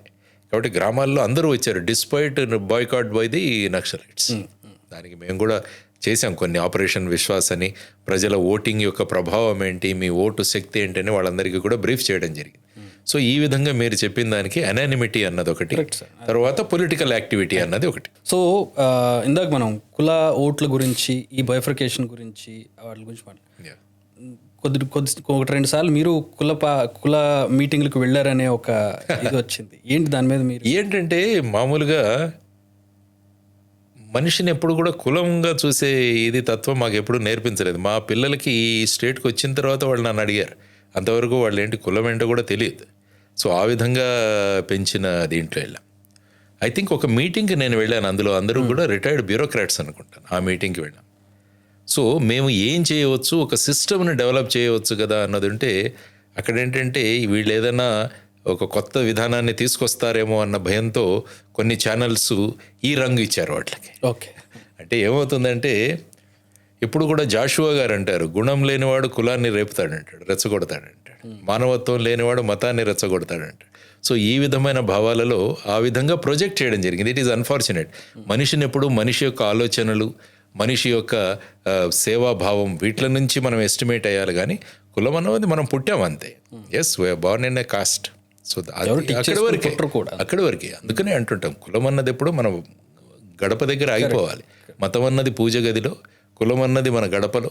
మనం గడప నుంచి బయటపడిన తర్వాత మనం అందరం కూడా ఈ భారతదేశ పౌరులు అన్న భావనతో గనక మనం పనిచేస్తే ఇంకా కూడా దేశం బ్రహ్మాండంగా ముందుకెడుతుంది. లేకుంటే ఏంటంటే మతాలు, కులాలు ఇక్కడే ఆగిపోతున్నాం, మనం నేషన్ దగ్గరికి రావట్లే. అది ప్రధానమైన సమస్య. దీన్ని రాజకీయ నాయకులు ఎక్స్ప్లాయిట్ కూడా చేసుకుంటున్నారు. అసలు ఇప్పుడు మైక్రో మేనేజ్మెంట్, మ్యాక్రో మేనేజ్మెంట్ అనేది కులాలతోటే ప్రారంభం. అంతే కదా. ప్రతి పార్టీకి ఒక కులం అండదండలు ఉంటున్నాయి. ఆ కులం ఓట్లేస్తే మేము ఎంతో కొంత బయటపడే అవకాశం ఉంటుంది. ఇవి మాకు బ్యాంకు, మిగతా అన్ని బోనస్ అన్న రకంగా ఓట్ మేనేజ్మెంట్ జరుగుతుంది. Very unfortunate. ప్రతి రాష్ట్రంలో, ఈ రాష్ట్రం ఆ రాష్ట్రం, కేవలం అది భారతదేశంలోనే కనపడుతుంది అనుకుంటా సార్. ఈ వ్యవస్థ ఎప్పుడు మారే అవకాశం ఉంటుందా? ఇంత వేళ్ళు ఉనికిపోయి ఉన్నది అంటే ఏంటంటే, దీన్ని మనం ఆలోచన విధానాల్లో మార్పు తీసుకొస్తే తప్ప, అందరికీ సమానమైన అవకాశాలు కల్పిస్తే తప్ప, ఇక రిజర్వేషన్లో మాకు అవసరం లేదు అన్న స్థాయికి మనం కనుక తీసుకురాగలిగితే అప్పుడు మార్పు వస్తుంది. ఇప్పుడు బేసిక్గా కులాలను రెచ్చగొట్టడానికి దీనికి ప్రధానమైన కారణం ఏంటంటే రిజర్వేషన్ విధానం ఒకటి. ఆ రిజర్వేషన్ విధానం వల్ల కూడా కులాలకు సంబంధించి రిజర్వేషన్లు ఉంటాయి మనకు, ABCD కేటగిరీస్లో వచ్చి. ఇప్పుడు మళ్ళీ కాస్ట్ సెన్సస్ కూడా జరుగుతున్నాయి. దాన్ని బట్టి ఈ 50% ఏదైతే రిస్ట్రిక్షన్ ఉందో దాన్ని కూడా తీసివేసి దీన్ని 70% దాకా పెంచాలి, ఇవన్నీ కూడా జరుగుతున్నాయి. బేసిక్గా ఏంటంటే అందరూ ఆర్థికంగా ఎదగాలి అన్నది ప్రధానమైన ఉద్దేశం. కాబట్టి అందుకని ఈ క్రీమీ లేయర్ సిస్టము ఇదంతా కూడా తీసుకురావడం జరిగింది. కానీ ఏంటంటే మనుషుల్ని కలపడానికి వీటిని ఉపయోగిస్తున్నారు. మనుషుల ఆలోచన విధానాలను ప్రభావితం చేయడానికి ఇది ఉపయోగపడుతుంది. కానీ దానివల్ల ఏంటంటే ఫైనల్గా మనం ఒకరి దగ్గర నుంచి ఇంకొకరు దూరం అయిపోతున్నాం. అంతే. యాక్చువల్గా కావాల్సింది మనల్ని అందరినీ రాజకీయం దగ్గరికి చేయాలి. మనం అందరినీ కూడా ఒక కుటుంబంలాగా మార్చాల్సిన అవసరం ఉన్నప్పుడు మనల్ని ఇంకా మనలో మనం డివైడేషన్స్ పెట్టడం వల్ల ఏమంటే మనం ఇక్కడే ఆగిపోతున్నాం. ఎప్పుడైతే ఆలోచనలు విస్తృతంగా ఉంటాయో ఆ దేశం బ్రహ్మాండంగా ముందుకు వెళుతుంది. ఆలోచనలు ఎప్పుడైతే ఇక్కడే ఆగిపోతాయో మనం 24 గంటలు చూసే దృష్టికోణం అదే. సార్, మీరు చాలా హ్యూజ్ పర్స్పెక్టివ్లో చూస్తూ ఉంటారు, ప్రపంచ దేశాల్లో వ్యవస్థను చూస్తూ ఉంటారు. ఒక భారతదేశంలోనే ఈ కుల వ్యవస్థ, దానివల్లే మనం వెనకబడుతూ ఉండడం అనేది మీరు ఒప్పుకుంటారా? అంటే ఏమవుతుందంటే ఇది వన్ ఆఫ్ ది ఫ్యాక్టర్స్ వచ్చేసి ఇది. ఇప్పుడు ఏంటంటే మిగతా దేశాలు చూసుకుంటే నేషనలిజం అన్న కాన్సెప్ట్ చాలా ఇంపార్టెంట్, జాతీయ భావన. కాబట్టి మనం జాతీయ భావన, మన దేశం అన్న భావన ఒకటి ఉంటుంది. కాబట్టి ఆ భావాన్ని మనం తీసుకురాగలగాలి. లేకుంటే మనం ఏంటంటే ఇక్కడే ఆగిపోతున్నాం. మనం కులం దగ్గరే ఆగిపోతున్నాం, లేకుంటే అంతకు మించి వెళ్తే మతం దగ్గర ఆగిపోతున్నాం. కానీ మనం ఆలోచన విధానమే నేను చేసే ప్రతి పని దేశాభివృద్ధికి ఎలా ఉపయోగపడుతుందన్న ఆలోచనలు కనుక మనం తీసుకురాగలిగితే చిన్నతనం నుంచి తీసుకురావాల్సిన అవసరం ఉంది. కాబట్టి ఆ విధంగా చేసుకువెళ్ళాలి. సమయం పడుతుంది, కానీ దాంట్లో మనం ప్రయత్నం చేయాలి. ఎందుకంటే ప్రజాస్వామ్య వ్యవస్థలో ప్రతి మార్పు తీసుకొచ్చేది మనం ఎన్నుకుంటున్న ప్రజాప్రతినిధులే. చట్టాలు చేయాలన్నా వాళ్లే చేయాలి. శాసనసభల్లో కానీ లోక్సభలో కానీ కూర్చొని చట్టాలు చేయాలి. మరి చట్టాలు ఈ విధంగా చేయాలంటే వాళ్ళ ఆలోచన ధార ఈ విధంగా ఉండాలి. ఎప్పుడు 24 గంటలు నేను 30 కోట్లు పెట్టి వచ్చాను, నాకు 5 సంవత్సరాల్లో 150 కోట్లు ఎట్లా చేసుకోవాలన్నదే టార్గెట్గా ఉంటే మరి ఈ ఆలోచన విధానాలు ఎక్కడ ఉంటాయి చెప్పండి. సో దీన్ని బేసిక్గా మన ఎలక్షన్ ప్రాసెస్ అన్నదాన్ని మనం మార్చగలగాలి. తర్వాత మన ఓటింగ్ విధానాల్లో మార్పులు రావాలి, రెస్పాన్సిబిలిటీ పెంచాలి. కులాలు మతాల దగ్గర నుంచి దాన్ని అధిగమించి మనం దేశం దిశగా మన ఆలోచనలు మొదలవ్వాలన్నది బేసిక్గా మనం ఆలోచించాల్సిన విషయం. లాస్ట్ ఎలక్షన్స్ 2 తెలుగు స్టేట్స్లో మనం చూస్తే చాలా ఇంట్రెస్టింగ్ ఇన్సిడెంట్స్ జరిగాయి. అక్కడ ఏపీలో చూసినట్లయితే జనసేన కూటమి, టీడీపీ, జనసేన, బీజేపీ కూటమి ఫినామినల్ విక్టరీ సాధించింది. అందులో జనసేన గెలుపు అనేది out and out clean sweep చేస్తూ ఒక phenomenal strike rate. Correct. So ఎట్లా చూస్తారు దానికి ఎక్స్టెన్షన్గా జనసేన నుంచి ఇప్పుడు వాళ్ళు అధికారంలో ఉన్నారు, బయట రావడం మీరు ఏమన్నా రిగ్రెట్ అవుతున్నారు? ఏం లేదు, అలాగేం లేదు. ఒకవేళ ఉంటే అధికారంలో ఉండేవాళ్ళు ఉండొచ్చు. అధికారంలో ఉన్నా లేకున్నా కూడా ఆలోచన విధానంలో మార్పు తీసుకురావడం అన్నది ప్రధానమైన ఉద్దేశం. ఎస్, అక్కడ 5 సంవత్సరాల్లో జరిగిన విషయాలని ఏం జరిగిందన్నది ప్రజల దగ్గరికి తీసుకువెళ్ళగలిగారు. తర్వాత 3 పార్టీలు కలిసిన తర్వాత ఎలాగైనా కూడా కలిస్తే ఆటోమేటిక్గా ఓటింగ్ అన్నది పెరుగుతుంది. ఆ తర్వాత ప్రజల దగ్గరికి తీసుకువెళ్ళగలిగారు. ఆ తర్వాత వారు చేసిన సంక్షేమం కన్నా మేము ఎక్కువ చేస్తాం, సూపర్ 6 హామీలు ఇవన్నీ కూడా ఇవ్వడం జరిగింది. కాబట్టి ఆ విధంగా రోడ్ల పరిస్థితి, తర్వాత ల్యాండ్ టైటిలింగ్ యాక్ట్, వీటన్నిటి గురించి ప్రజల దగ్గరికి తీసుకువెళ్ళారు. ఆ తర్వాత మార్పు కోరుకున్నారు, మార్పు వచ్చింది. సో 164 సీట్లు వచ్చాయి 3 పార్టీలకు కలిసి. అందులో మీరు అన్నట్టు జనసేనకి మొత్తం ఎంతమంది నిలబెట్టారు? జనసేనకి ఎట్లా సాధ్యమైంది సార్? అంటే మీ అబ్జర్వేషన్ ఏంటి? ఇప్పుడు అంతకుముందు ఎలక్షన్స్ చూసినట్లయితే ఉన్న ఒక ఎమ్మెల్యే కూడా వేరే పార్టీలోకి వెళ్ళిపోయినటువంటి పరిస్థితుల్లో ఈసారి ఇంత 100% స్ట్రైక్ రేట్ మీరు అన్నట్లు ఎట్లా సాధ్యమైంది అనుకుంటున్నారు? అంటే ఏంటంటే 3 పార్టీల కోఆర్డినేషన్, ఆ తర్వాత ఒక మార్పు రావాలి అన్న ప్రజలలో అభిప్రాయం. సో ఇవన్నీ కూడా కలిసే తర్వాత ఈ 3 పార్టీలు కూడా సఖ్యంగా ఉండడం, అది కూడా చాలా విషయం. ఓటర్లు కూడా అనుకున్నట్టు వీళ్ళ ఓట్లన్నీ కూడా ఖచ్చితంగా వేయాలి. ఇక్కడ వేరే క్యాండిడేట్ ఉన్నా కూడా, వేరే పార్టీ ఓటర్స్ ఉన్నా కూడా వాళ్ళు దానికి కోఆర్డినేషన్ బాగా జరిగిందన్నది మనం చూసుకోవచ్చు. ఆ విధంగా జరిగిన పరిస్థితి వల్ల ఆ విధంగా తీసుకురాగలిగారు. మిగతా పార్టీ తీసుకున్నా కూడా వారికి కూడా 39 నుంచి 40% ఓట్లు పడ్డాయి. కానీ అవి వీటిలలో మారలేదు. It is not converted. యాక్చువల్గా ఆంధ్రప్రదేశ్ ఎలక్షన్స్ చూసుకుంటే 2014లో జరిగిన ఓటింగ్లో అప్పుడు గెలుపులో మళ్ళా కూటమి తర్వాత వైఎస్సీపీ, ఈ రెండింటి మధ్య అప్పుడు 5 లక్షల ఓట్లు మాత్రమే డిఫరెన్స్. 2019లో జరిగిన ఎలక్షన్లో వైఎస్ఆర్సీపీ 151 సీట్లు వచ్చాయి. అప్పుడు సుమారుగా ఐ థింక్ 21-23 లక్షల ఓట్ల డిఫరెన్స్.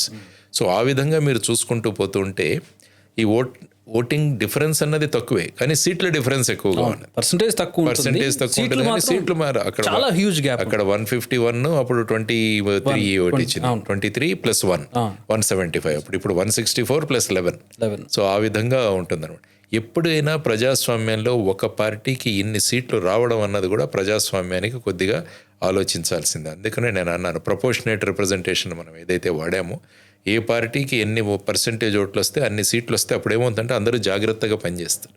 లేకుంటే మేము ఏం చేసినా నడుస్తుంది 5 సంవత్సరాలు, రికాల్ సిస్టమ్ లేదు మన దగ్గర. సో ఆ ప్రమాదాలు కూడా ఉన్నాయి. కాబట్టి ఇప్పుడు జగన్కి 11 సీట్లే ఉన్నాయి సార్. ఆయన అసెంబ్లీకి తనకు ప్రతిపక్ష హోదా ఇవ్వట్లేదని చెప్పి ఆయన అసెంబ్లీకి వెళ్ళినటువంటి పరిస్థితి. దీన్ని ఎట్లా చూస్తారు? దీన్ని రావాలి, ఎందుకంటే ప్రజలు వాళ్ళ నియోజకవర్గ ప్రతినిధులుగా 11 మందిని ఎన్నుకున్నారు. 11 is nothing but A cricket team. వెళ్ళాలి, ప్రతి ఒక్కరూ వెళ్ళి అక్కడ వాళ్ళ అభిప్రాయాలను వ్యక్తం చేయాలి.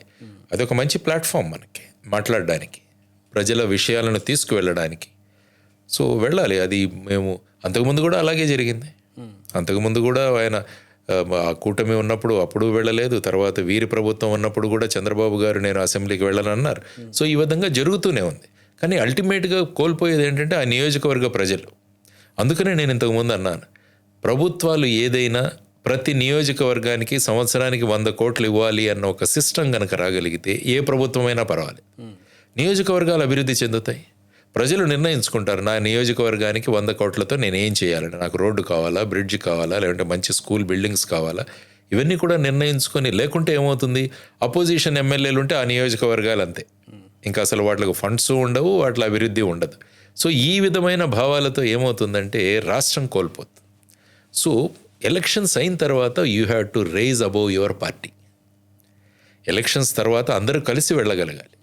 ఇప్పుడు చూస్తే ఈవెన్ పార్లమెంట్లో కూడా మన 2 పార్టీలు అక్కడ ఒకరు ఎమ్మెల్యేలు ఎంపీలు ఒకరినొకరు తిట్టుకుంటుంటారు. మిగతా ఏ రాష్ట్రంలో జరగదు. ఓన్లీ మన రాష్ట్రాల్లో చూస్తుంటే ఒకరినొకరు, ఈవెన్ తెలంగాణలో కూడా జరగదు ఆ విధంగా.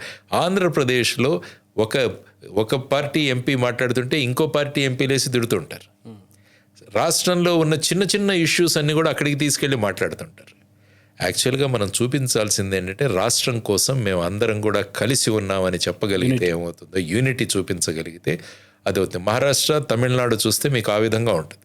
వాళ్ళు ఏ పార్టీలు డిఎంకే, ఏఐడిఎంకే ఎంతైనా కొట్టుకొని రాష్ట్రంలో, కానీ స్టేట్కు ఇష్యూ ఏదైనా ఉంటే ఇద్దరు కలిసిపోయి ప్రధానమంత్రి దగ్గరికి వెళతారు. సో ఈ విధమైన ఇట్ ఈస్ అబోవ్, ఈ విధంగా ఆలోచించాలి మనం. You should not confine beyond this party రావాలి. పార్టీలు అన్నవి కేవలం ఎలక్షన్స్ వరకు మాత్రమే. ఎలక్షన్స్ తర్వాత అందరూ కలవండి, వెళ్ళండి, రాష్ట్రానికి నిధులు తీసుకురండి. 24 గంటలు ఒకరి మీద ఒకరు విమర్శలతోనే చేస్తుంటే ఏమవుతుందంటే స్టేట్ యొక్క స్టేచర్ పడిపోతుంది. సార్, మీరు ఒకనొక సందర్భంలో జగన్ పరిపాలన మెచ్చుకున్నారు. సో ఎక్కడ తేడా అయింది, ఎక్కడ తేడా జరిగింది, ఎందుకు ఆయనకి అంత దారుణమైన ఓటమి ఎందుకు వచ్చింది అనుకుంటున్నారు?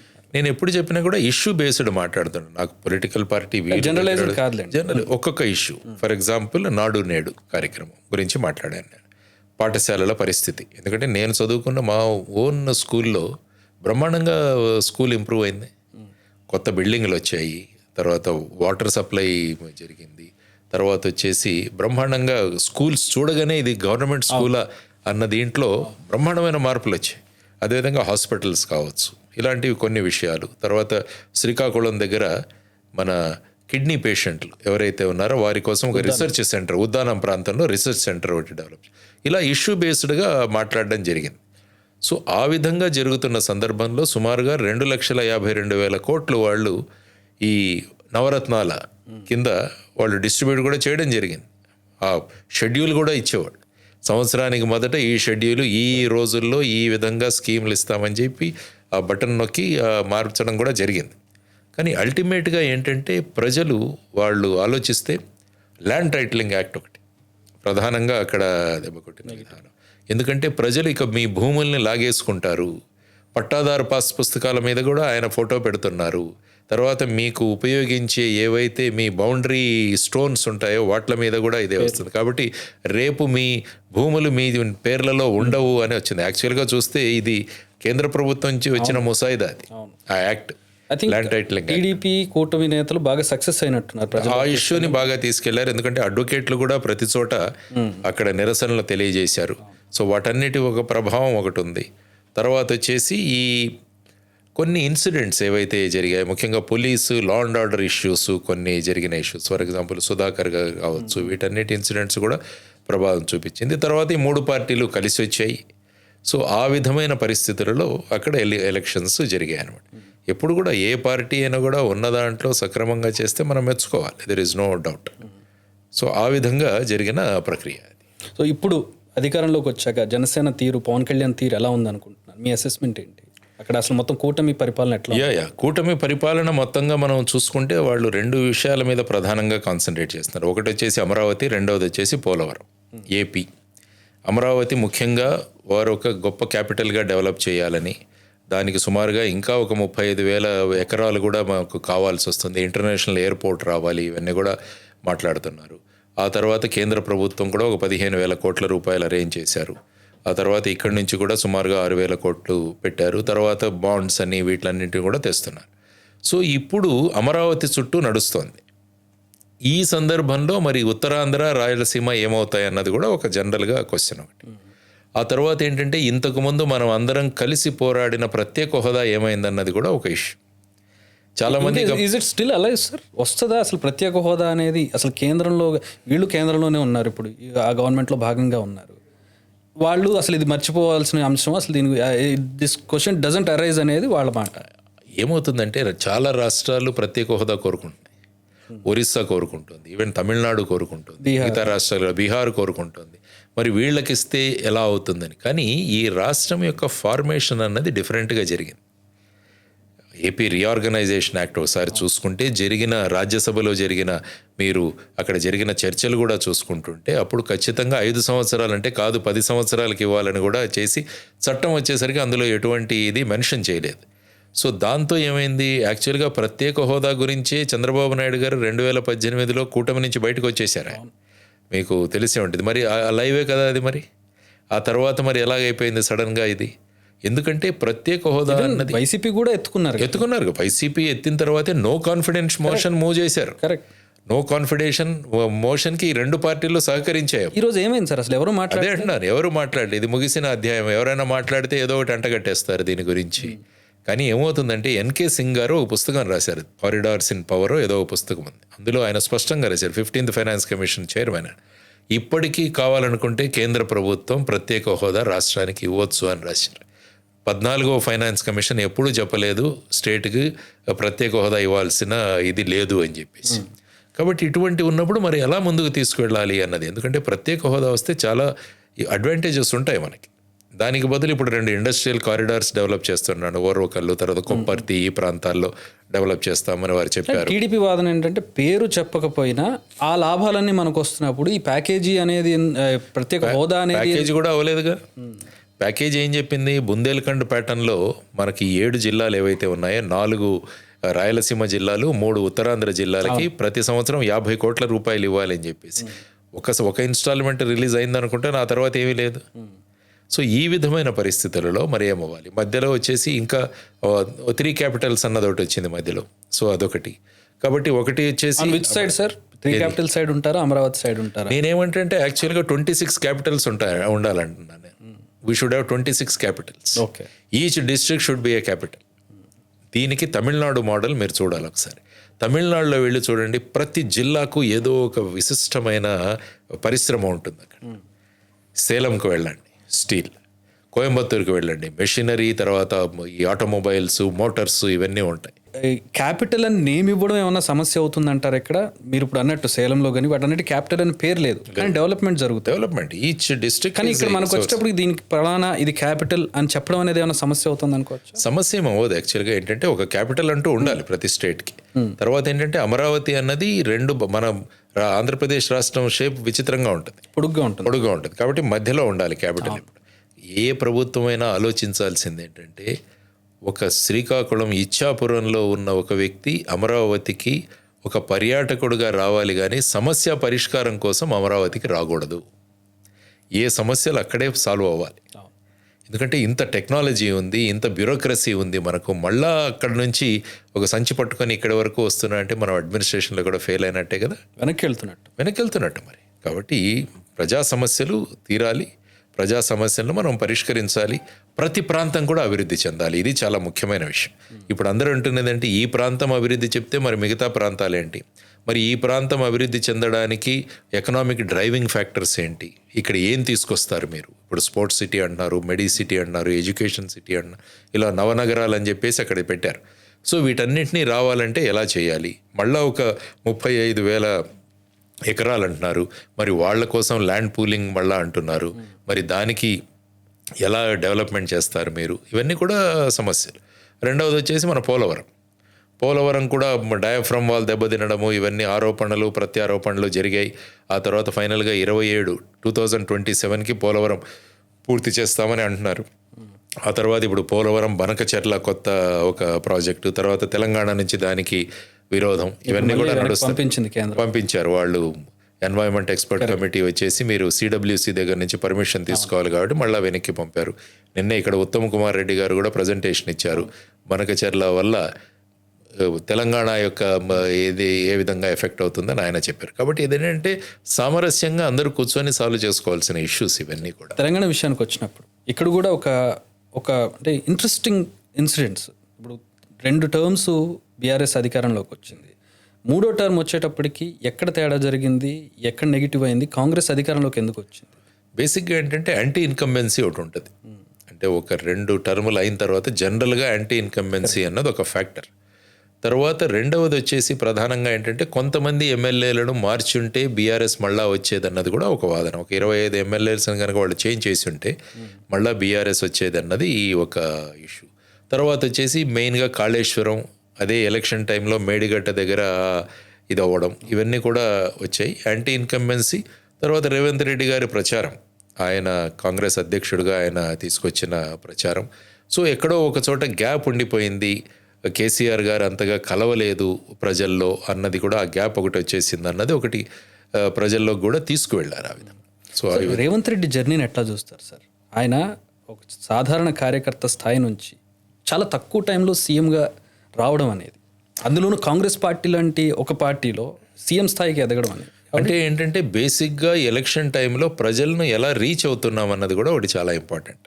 ప్రజలను ఎలా కన్విన్స్ చేస్తున్నాం అన్నది కూడా ఒకటి ఇంపార్టెంట్. ఆయనకు ఫేవరబుల్గా ఉన్నది యాంటీ ఇన్కంబెన్సీ ఫ్యాక్టర్ ఒకటి, అదొకటి ప్రధానంగా ఆయన ఫేవర్లో వర్క్ అయింది. తర్వాత ఆయన యొక్క వాగ్దాటి, ఇది కూడా. ఎందుకంటే అక్కడ కేసీఆర్ గారు ప్రజలకు చాలా దగ్గరగా ఉండి మాట్లాడతారు, అదే ఆయనకున్న పేరు. అంటే ఆయన మాట్లాడుతుంటే మనతో మాట్లాడుతున్నట్టు అని కనెక్ట్ అవుతారు. సో ఆ విధంగా రేవంత్ రెడ్డి గారు కూడా మాట్లాడేటప్పుడు ప్రజలకు చాలా దగ్గరయ్యారు అన్నది ఒక ఇది యాంటీ ఇన్కంబెన్సీ. తర్వాత కొంతమంది ఎమ్మెల్యేలను మార్చకపోవడం, ఇదంతా కాంగ్రెస్ పార్టీ గెలుపుగా అనుకుందాం. ఆయన ముఖ్యమంత్రి అవడానికి నేను అనేది, కాంగ్రెస్ పార్టీలో అంతమంది సీనియర్లు, కాంగ్రెస్ పార్టీలో ఉన్నటువంటి పరిస్థితులు, రాజకీయాలు, అంతర్గత రాజకీయాలు, ఇవన్నింటినీ దాటుకుని ఆయన ముఖ్యమంత్రి అవ్వడం. అంటే ఏంటంటే ఒక డిటర్మినేషన్తో వచ్చాడు ఆయన, కష్టపడ్డాడు కూడా. ఆయన పాదయాత్రలు కావచ్చు, మీటింగ్స్ కావచ్చు, ఆయన మాట్లాడే విధానం కావచ్చు. అంటే ఆయనకు కేసీఆర్కు గారికి ధీటుగా రేవంత్ రెడ్డి గారిని చూశారు ప్రజలు. ఆ తర్వాత ఆయన కాంగ్రెస్ గెలిచిన తర్వాత కూడా కొంత సమయం పట్టింది ఆయన డిక్లేర్ చేయడానికి. అప్పుడు కూడా కొంత జరిగింది, ఎవరినైనా తర్జన భర్జనలు చాలా జరిగాయి. కానీ ఫైనల్గా ఆయన వల్లే గెలిచాము అన్న ఒక కాన్సెప్ట్ను అందరూ ఒప్పుకోవడం వల్ల ఫైనల్గా ఆయన ముఖ్యమంత్రిగా అవ్వడం జరిగింది. ఇక్కడ ఎలా ఉందనుకుంటున్నారు క్లుప్తంగా, ఇక్కడ పరిపాలన ఎట్లా ఉందనుకుంటున్నారు? అంటే బేసిక్గా ఏంటంటే ఏదైనా ప్రభుత్వాలు ఫైనల్గా ఆర్థికంగా మన దగ్గర బలోపేతంగా ఉంటే తప్ప మనం ముందుకు వెళ్ళలేము. ఎందుకంటే చాలా చోట్లకి రేవంత్ రెడ్డి గారే అన్నారు, జీతాలు ఇవ్వడానికి కూడా డబ్బులు లేవు, నేను ఎక్కడి నుంచి తీసుకురావాలి అన్న నిస్సహాయతను కూడా ఆయన 2-3 సార్లు వ్యక్తం చేయడం జరిగింది. అంటే హైదరాబాద్ ఉన్న తర్వాత కూడా తెలంగాణకి ఇట్స్ సర్ప్లస్. మొదట్లో డివైడ్ అయినప్పుడు ఇట్స్ సర్ప్లస్ స్టేట్. మనం అక్కడ డెఫిసిట్లో వెళ్ళాం, కానీ ఇక్కడ ఇది సర్ప్లస్ స్టేట్. మరి ఆ తర్వాత ఏమైంది అన్న దాని గురించి కూడా వారు ఇప్పుడు తీస్తున్నారు. ఏమేమి జరిగాయి, ఎక్కడెక్కడ ఈ ఫండ్స్ ఇవన్నీ వెళ్ళాయి అన్నది కూడా ఇవన్నీ జరుగుతున్నాయి. వాళ్ళ ఇన్వెస్టిగేషన్లు, కేసులు ఇవన్నీ కూడా నడుస్తున్నాయి. ఫోన్ ట్యాపింగ్, మీరు పోలీసులుగా ఉన్నారు కాబట్టి ఈ ఫోన్ ట్యాపింగ్ సంబంధించి ఏంటి మీ అభిప్రాయం ఏంటి? అంత ఈజీనా? ప్రభుత్వాలు అలా మిస్యూజ్ చేస్తాయా? అంటే ఏమవుతుందంటే చట్టం ఉంటుంది, కానీ చట్టాన్ని ఉల్లంఘిస్తే అది మిస్యూజే. ఎందుకంటే ఫోన్స్ ట్యాప్ చేయవచ్చు, ఫోన్స్ను సర్వేలెన్స్లో పెట్టవచ్చు, అది మనకు చట్ట ప్రకారం న్యాయమే. అది ఏంటి ప్రాసెస్ ఎట్లా ఉంటుంది సార్? ప్రాసెస్ ఎలా ఉంటుందంటే, సపోజ్ మేము ఫర్ ఎగ్జాంపుల్ చక్రి గారి నెంబర్ని మనం ట్యాప్ చేయాలి. కానీ ఎందుకు ట్యాప్ చేయాలన్నది చాలా ముఖ్యమైన అంశం. అంటే మీరు దేశద్రోహానికి పాల్పడుతున్నారా, లేకుంటే భారతదేశం ఇతర దేశాలతో ఉన్న సత్సంబంధాలకు మీ వల్ల ఏదైనా ప్రమాదం కలుగుతుందా, పబ్లిక్ ఆర్డర్ ఏదైనా డిస్టర్బ్ అవుతుందా, ఆర్ లేకుంటే భారతదేశం యొక్క యూనిటీ, ఇంటిగ్రిటీకి ఏదైనా, ఈ 5 కేటగిరీల్లో మీరు మీ ఫోన్ని సర్వేలెన్స్లో పెట్టచ్చు. కాబట్టి ఎవరి ఫోన్లో అయినా సర్వేలెన్స్లో పెట్టాలంటే ఈ జస్టిఫికేషన్ ఇచ్చి, ఆ తర్వాత ఈ ప్రపోజల్ని పంపించిన తర్వాత స్టేట్ హోమ్ సెక్రటరీ పర్మిషన్ తీసుకోవాలి. తీసుకున్న తర్వాతే ఏదైనా ఫోన్ను మనం సర్వేలెన్స్ రావాలి.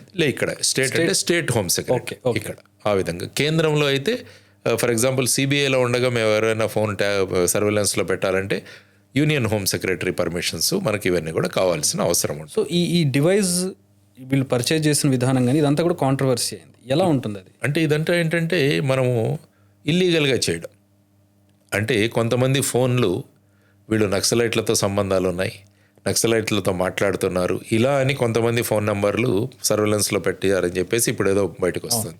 ఆ తర్వాత ఒకసారి వచ్చిన తర్వాత పర్మిషన్లు లేకుండానే అనేక నెంబర్లు మనం ట్యాప్ చేయవచ్చు. ఏముంది, ఆ కన్సోల్ ఉంటుంది, కన్సోల్లో ఆ నెంబర్ అప్లోడ్ చేయడమే. దాని మీద చేస్తే దాని మీద పోర్ట్ అవుతుంది. పోర్ట్ అవగానే ఆ ఫోన్లో జరిగే సంభాషణలన్నీ కూడా మనం వినొచ్చు. వితౌట్ అంటే ఆ సర్వీస్ ప్రొవైడర్కి సంబంధం లేకుండా ఆ వ్యక్తి ఫోన్లోకి ఏ మెసేజ్ యాక్చువల్గా సర్వీస్ ప్రొవైడర్ దగ్గర నుంచే మనం తీసుకోవాలి. కానీ ఏంటంటే ఇప్పుడు కొత్త కొత్త మెకానిజమ్స్ వచ్చాయి, మెషినరీ వచ్చింది. ఆ తర్వాత చూసుకుంటే మీరు పెగాసెస్ ఒకటి వచ్చింది, ఇజ్రాయెల్ వాళ్ళు తయారు చేసిన పెగాసెస్, NSO కంపెనీ చేసింది. అదేంటంటే మీరు డైరెక్ట్గా ఫోన్లోనే మీరు దూరేయచ్చు. ఆ విధంగా ఒక చిన్న కాల్ ఒకటి చేస్తారు, ఫోన్లో దూరాలని నా పర్మిషన్ కానీ నాకు తెలియాల్సిన అవసరం లేదు. ఎందుకంటే మీరు సర్వేలెన్స్లో పెట్టాలంటే మీ పర్మిషన్ అవసరం లేదు యాక్చువల్గా. కానీ మిమ్మల్ని సర్వేలెన్స్లో పెట్టాలంటే మీరు కొన్ని పనులు చేసి ఉండాలి. ఈ 5 కేటగిరీలు కరెక్ట్. అది కాకుండా నేను ఎవరి ఫోన్ అయినా నేను సర్వేలెన్స్లో పెట్టొచ్చు అంటే ఇప్పుడు సుమారుగా ఐ థింక్ 2-3 వేల ఫోన్లు ఏవో సర్వేలెన్స్లో పెట్టారని చెప్పేసి ఇక్కడ వస్తున్న రిపోర్ట్స్. కాబట్టి వాటి మీదే ఎంక్వైరీ జరుగుతుంది. ఎందుకంటే privacy is very important. Article 21 మీరు ఒకసారి చదివితే ప్రైవసీ అన్నది, వ్యక్తిగత స్వేచ్ఛ అన్నది చాలా ముఖ్యం. సో దాన్ని కనుక హరించడానికి మీకు పద్ధతులు ఉన్నాయి. మీరు కనుక వ్యక్తిగత స్వేచ్ఛతో మీరు ఫారినర్తో, మా పాకిస్తాన్ వాళ్ళతో మాట్లాడుతున్నారు, yes your phone can be put under surveillance. మీరు ఎవరితోనో మాట్లాడుతూ ఉంటే రియల్ ఎస్టేట్ వాళ్ళని, తర్వాత సినిమా వాళ్ళని, ఫార్మా ఇండస్ట్రీలో ఉన్న వాళ్ళని, వాళ్ళకి ఏమీ సంబంధం లేదు, ఈ 5 కేటగిరీల్లో రారు. అయినా కూడా వాళ్ళను చేశారన్నది ఆరోపణ. చూద్దాం ఈ ఫైనల్గా SIT నుంచి సిట్ ఎంక్వైరీలో బయట ఏం తేలుతుందో. సార్ ఈ వ్యవస్థలు పొలిటికల్ ఎవరైతే అధికారంలో ఉంటారో వాళ్ళకి అనుకూలంగా వ్యవహరించు. మీరు CBIలో ఉన్నారు, CBI మీద కూడా ఈ ఆరోపణ ఉంది, CBI పంజరంలో చిలక అనేది. ఎంతవరకు నిజం, ఎంతవరకు అబద్ధం? ఎలాగుంటుందంటే ఎప్పుడైతే CBI లాంటి సంస్థలు పొలిటికల్ కేసెస్ హ్యాండిల్ చేస్తున్నాయో డెఫినెట్గా ఆ పార్టీ ఎదుటి పార్టీ వాళ్ళు విమర్శిస్తూనే ఉంటారు, ఇది అధికార పక్షంలో ఉన్న వాళ్ళు ఈ విధంగా చేయిస్తున్నారని. మనం చూసుకోవచ్చు, ఒకసారి హిస్టరీ చూసుకున్నా కూడా ఎవరైతే అపోజిషన్లో ఉన్నారో వాళ్ళు రూలింగ్ పార్టీ యొక్క తొత్తుగా ఇది వ్యవహరిస్తుందంటారు. వాళ్లే మళ్ళీ పవర్లోకి వస్తే లేదు లేదు వీళ్ళు సక్రమంగా చేస్తున్నారంటారు. అంటే పవర్లో రాకపోయినా దీని మీద సిబిఐ ఎంక్వైరీ వేయాలని వాళ్ళే అడుగుతుంటారు. అంటే ఏంటంటే కొన్ని సంస్థలు ఇంకా కూడా వాట్ల క్యారెక్టరు, తర్వాత వాట్ల దీని నుంచి ఇంకా వాట్ల ఇంటిగ్రిటీ అన్నది కొంత నడుస్తుంది. కానీ ఏమవుతుందంటే రాజకీయ పార్టీలు, రాజకీయ వ్యక్తుల మీద కేసులు వేయడం వల్ల ఏమవుతుందంటే ఈ విధమైన ఆరోపణలు ఎదుర్కొనే అవకాశం ఉంది. కొన్ని ఇన్సిడెంట్స్ కూడా జరుగుతున్నాయి అక్కడక్కడ ఈ విధంగా. కొన్ని లంచాలు, మొన్న ఈడీ సంస్థ తీసుకుంటే ఒకరు 5 కోట్లు డిమాండ్ చేశారని, ఇంకొకరు 10 కోట్లు డిమాండ్ చేశారనేవి కూడా మనకు బయటకు వస్తున్నాయి. కాబట్టి దీన్ని కూడా చెక్లో ఉండాల్సిన అవసరం చాలా ఉంది. ఈ సంస్థలకి మనకు హార్స్ ఏదైనా ఉంటే దాన్ని కళ్ళాలు పట్టుకొని మనం దాన్ని నడిపించగలగాలి. దాన్ని కనుక వదిలేస్తే ఎటైనా వెళ్ళిపోతుంది అది. సో మనకున్న సిస్టమ్స్ వీటన్నిటిలో కూడా అందుకని ఏంటంటే ఈ పొలిటికల్ ఇన్ఫ్లుయెన్స్ అన్నది పడకుండా, పొలిటికల్ ఇన్ఫ్లుయెన్స్ లేకుండా చేసుకోవాల్సిన బాధ్యత సీనియర్ ఆఫీసర్స్తో ఉంటుంది ఎప్పుడు కూడా. ఎందుకంటే పొలిటీషియన్ ఎప్పుడు కూడా తన ప్రయోజనాల కోసం వ్యవస్థలను వాడుకునేదానికి ప్రయత్నిస్తాడు. డెఫినెట్గా ఎప్పుడు కూడా అధికారంలో ఉన్న వాళ్ళ మీద ఎప్పుడు కేసులు పడవు, అపోజిషన్లో ఉన్న వాళ్ళ మీద దానివల్లే ప్రధానమైన ఆరోపణలు. రాజకీయంగా ఎందుకు వస్తున్నాయంటే అపోజిషన్ వాళ్ళ మీదే ఎక్కువ కేసులు పడుతూ ఉంటాయి. 99 కేసులు అక్కడ పడితే ఎక్కడో 1 అధికార పార్టీలు వాళ్ళు. కాబట్టి అందుకనే రూల్ ఆఫ్ లా ఎప్పుడైతే ఇంప్లిమెంట్ అవ్వదో ఈ విధమైన అలిగేషన్స్ అన్ని కూడా వస్తుంటాయి. రూల్ ఆఫ్ లా అంటే చట్టం ముందు అందరూ సమానులే, ఎవరు తప్పు చేసినా వాళ్ళ మీద ఎంక్వైరీ జరుగుతుందన్న భావన మనం ఇవ్వగలిగితే ఏమవుతుందంటే ప్రజాస్వామ్య వ్యవస్థల మీద కూడా ఒక అభిప్రాయం కలుగుతుంది, ఒక సదభిప్రాయం ఉంటుందన్నమాట. దీన్ని మళ్ళా ప్రొటెక్ట్ చేసుకోవాల్సిన బాధ్యత ఉంది. లేకుంటే ఇప్పుడు ఆఫీసర్సు, పొలిటీషియన్స్ వీళ్ళ నెక్సెస్ ఇవన్నీ కూడా చూస్తుంటాము. కొంతమంది పార్టీ కార్యకర్తలుగా పనిచేసే వాళ్ళు కూడా ఉంటారు ఆల్మోస్ట్. అంటే యాజ్ ఇఫ్ వాళ్ళు పొలిటికల్ పార్టీలో పనిచేస్తున్నారా అన్న భావన కూడా కలుగుతుంది. సో వీటన్నిటిని కూడా ఆపగలగాలి. మన డిపార్ట్మెంటల్ ప్రొసీజర్స్ ఉన్నాయి, హెడ్ ఆఫ్ ది డిపార్ట్మెంట్స్ ఉన్నారు, వారందరూ కూడా ఇవన్నీ కూడా వైలేట్ అవ్వట్లేదని చూసుకోవాల్సిన బాధ్యత. స్వయం ప్రతిపత్తి ఉన్న సంస్థలు ఎన్ని ఉన్నాయి సార్ ఇండియాలో?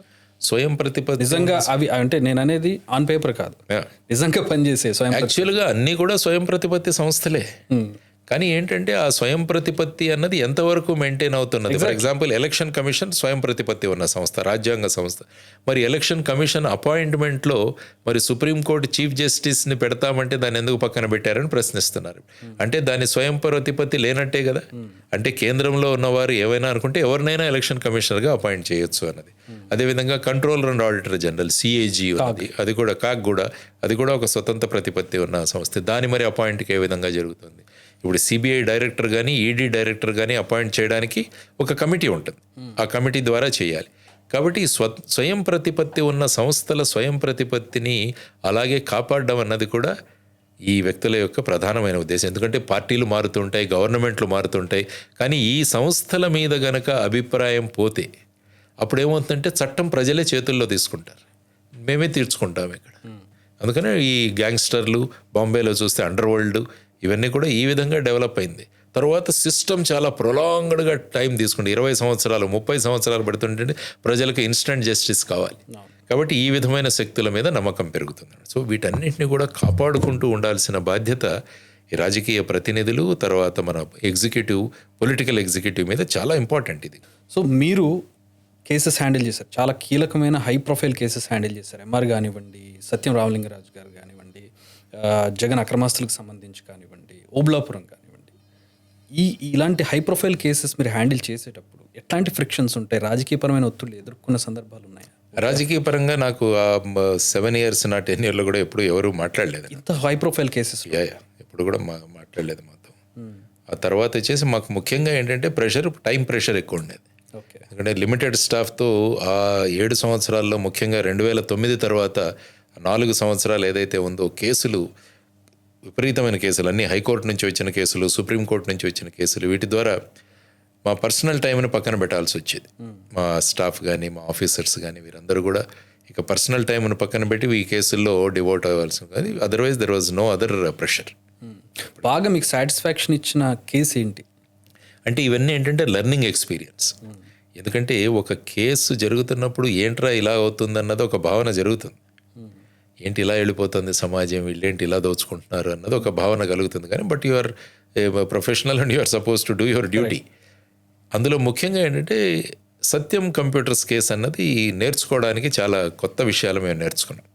అంటే ఒక సిస్టంలో అకౌంటింగ్ ఫ్రాడ్ ఎలా జరుగుతుంది, తర్వాత వచ్చేసి ఏ విధంగా మ్యానిపులేషన్స్ జరుగుతాయి, ఇవన్నీ కూడా it's an unfortunate case. But ఒక బాగా వెళ్తున్న ఒక సంస్థ, బ్రాండ్గా వెళుతున్న సంస్థ, ఆంధ్రప్రదేశ్కు బ్రాండ్గా వెళుతున్న సంస్థ ఈ విధంగా వెళ్ళడం అన్నది ఇట్స్ అన్ అన్ఫార్చునేట్ థింగ్. కానీ ఇన్వెస్టిగేషన్ పరంగా అందులో నేర్చుకోవాల్సిన అంశాలు చాలా ఉన్నాయి. Each case is a distinct case.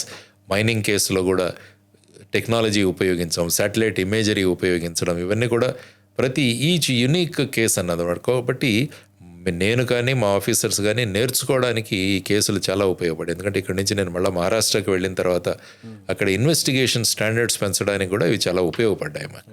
కాబట్టి each case is a unique case, each case is a distinct case. ప్రతి కేసులో కూడా కొత్తగా నేర్చుకోవాల్సిన అంశాలు. తర్వాత ఏంటంటే పెద్ద పెద్ద హై ప్రొఫైల్ వీళ్ళు ఉండేవారు కాబట్టి హైకోర్టు నుంచి సుప్రీంకోర్టులో వాదనలు వినిపించే న్యాయవాదులు వచ్చేవాళ్ళు ఇక్కడ, పెద్ద పెద్ద వాళ్ళు. రామ్ జేత్మలాని గారు వచ్చారు ఇక్కడికి, తర్వాత ఉదయ్ లలిత్ గారు వచ్చేవాళ్ళు, తర్వాత వచ్చేసి సుశీల్ కుమార్ గారు వచ్చేవారు, తర్వాత వచ్చేసి చాలామంది వచ్చేవాళ్ళు ఇక్కడ. వాళ్ళందరితో మేము మా దగ్గర ఉన్న మా పబ్లిక్ ప్రాసిక్యూటర్స్తో ఎదుర్కోవాల్సి ఉంది. కాబట్టి మేము ఎక్కువ స్టడీ చేసేవాళ్ళం, లీగల్ స్టడీస్ కానీ, లాకు సంబంధించిన స్టడీస్, కేస్ లాస్, ఇవన్నీ. కాబట్టి అదేంటంటే ప్రతిరోజు ఏదో ఒకటి, ఒక కొత్తది ఏదో ఒకటి వచ్చేది. ఎవరో ఒకరు బెయిల్ అప్లికేషన్ వేసేవాడు, లేకుంటే ఏదో ఒక పిటిషన్ వేసేవాడు. వాటన్నికి కౌంటర్ వేయడానికి మేము కూర్చొని చదువుకోవడం, మా లా ఆఫీసర్స్ వీళ్ళందరూ. It's a very tedious journey, కానీ but it was quite a educative journey. అంటే నేర్చుకోవాల్సింది, చాలా నేర్చుకోవాల్సిన అవకాశం దొరికింది. బాగా ఫ్రిక్షన్ ఎదుర్కొన్న, బాగా ఒత్తిడి ఎదుర్కొన్న కేసు ఏంటి? ఒత్తిడి అంటే నేను చెప్పాను కదా, ఓన్లీ టైం ఒత్తిడే మాకు. టైం అంటే టైం బౌండ్గా ఇవి చేసేసేయాలి, ఈ టైం బౌండ్లో ఛార్జ్ షీట్స్ వేయాలి, టైం బౌండ్గా వేయాలి, అన్ని కేసులు ఆల్మోస్ట్. కానీ ఇలా పొలిటికల్ ఇన్ఫ్లుయెన్స్ ఉన్న కేసెస్లో మీ మీద పర్సనల్గా ఆరోపణలు కానివ్వండి, పొలిటికల్గా ఆరోపణలు చేయడం కానివ్వండి, అప్పుడు అలాంటి సందర్భాలు, ఆ సందర్భాల్లో మామూలుగా లెటర్స్ వచ్చేవి నాకు. మామూలుగా మిమ్మల్ని చంపేస్తాము, మీ ఫ్యామిలీని చంపేస్తాము, ఇలాంటి లెటర్స్ వచ్చేవి మామూలు. 1-2 లెటర్స్ వచ్చిన తర్వాత పెద్ద పట్టించుకోలేదు. ఆ తర్వాత ఒక రెడ్ కలర్లో ఒక లెటర్ వచ్చింది. ఇది రెడ్ ఇంక్ కాదు, మా రక్తంతో రాస్తున్నాం కాబట్టి, మేము రాస్తున్నాం కాబట్టి మీ మీద ఖచ్చితంగా చేస్తామని. కాబట్టి అవన్నీ కూడా ఇంటెలిజెన్స్ డిపార్ట్మెంట్కి పంపించేవాడిని నేను. వాళ్ళు సెక్యూరిటీ అది ప్రొవైడ్ చేసేవాళ్ళు. అంతేగాని ఈ విధమైన ఒక, ఎందుకంటే అభిమానులు ఉంటారు వాళ్ళకి, ఆ అభిమానులు వాళ్ళ అభిమాన నాయకుల మీద వీళ్ళు చేస్తున్నారన్న భావాలతో ఈ విధంగా లెటర్స్ వచ్చేవి. వాటిని ఇంటెలిజెన్స్కి పంపించి వారు ఏం చేయాలో చేసుకున్నారు. కొన్ని మధ్య మీరు థ్రెట్ ఉంది నాకు ఎలక్షన్స్ టైంలో 24లో విశాఖపట్నం వెళ్తున్నప్పుడు ఈ కేసుల్లో ఉన్న ఒక వ్యక్తి సపోర్టర్ ఏదో ఒక చిన్న మీటింగ్లో మా బాస్ని ఈయన అప్పుడు సిబిఐ జాయింట్ డైరెక్టర్గా ఉన్నప్పుడు కష్టపెట్టాడు, అరెస్ట్ చేశాడు, కాబట్టి ఇతన్ని మేము లేపేస్తామన్న దీంట్లో ఆ మీటింగ్లో ఉన్న వాళ్ళు ఎవరో ఒకరు ఒక ఇన్ఫర్మేషన్ మాకు తెలిసింది.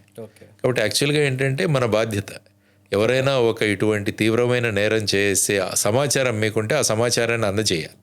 ఇది కూడా మనకు సిఆర్పిసిలో ఇంతకుముందు సెక్షన్ 39 ఉండేది, ఇప్పుడు బిఎన్ఎస్ఎస్ఎస్లో మారి ఉంటుంది.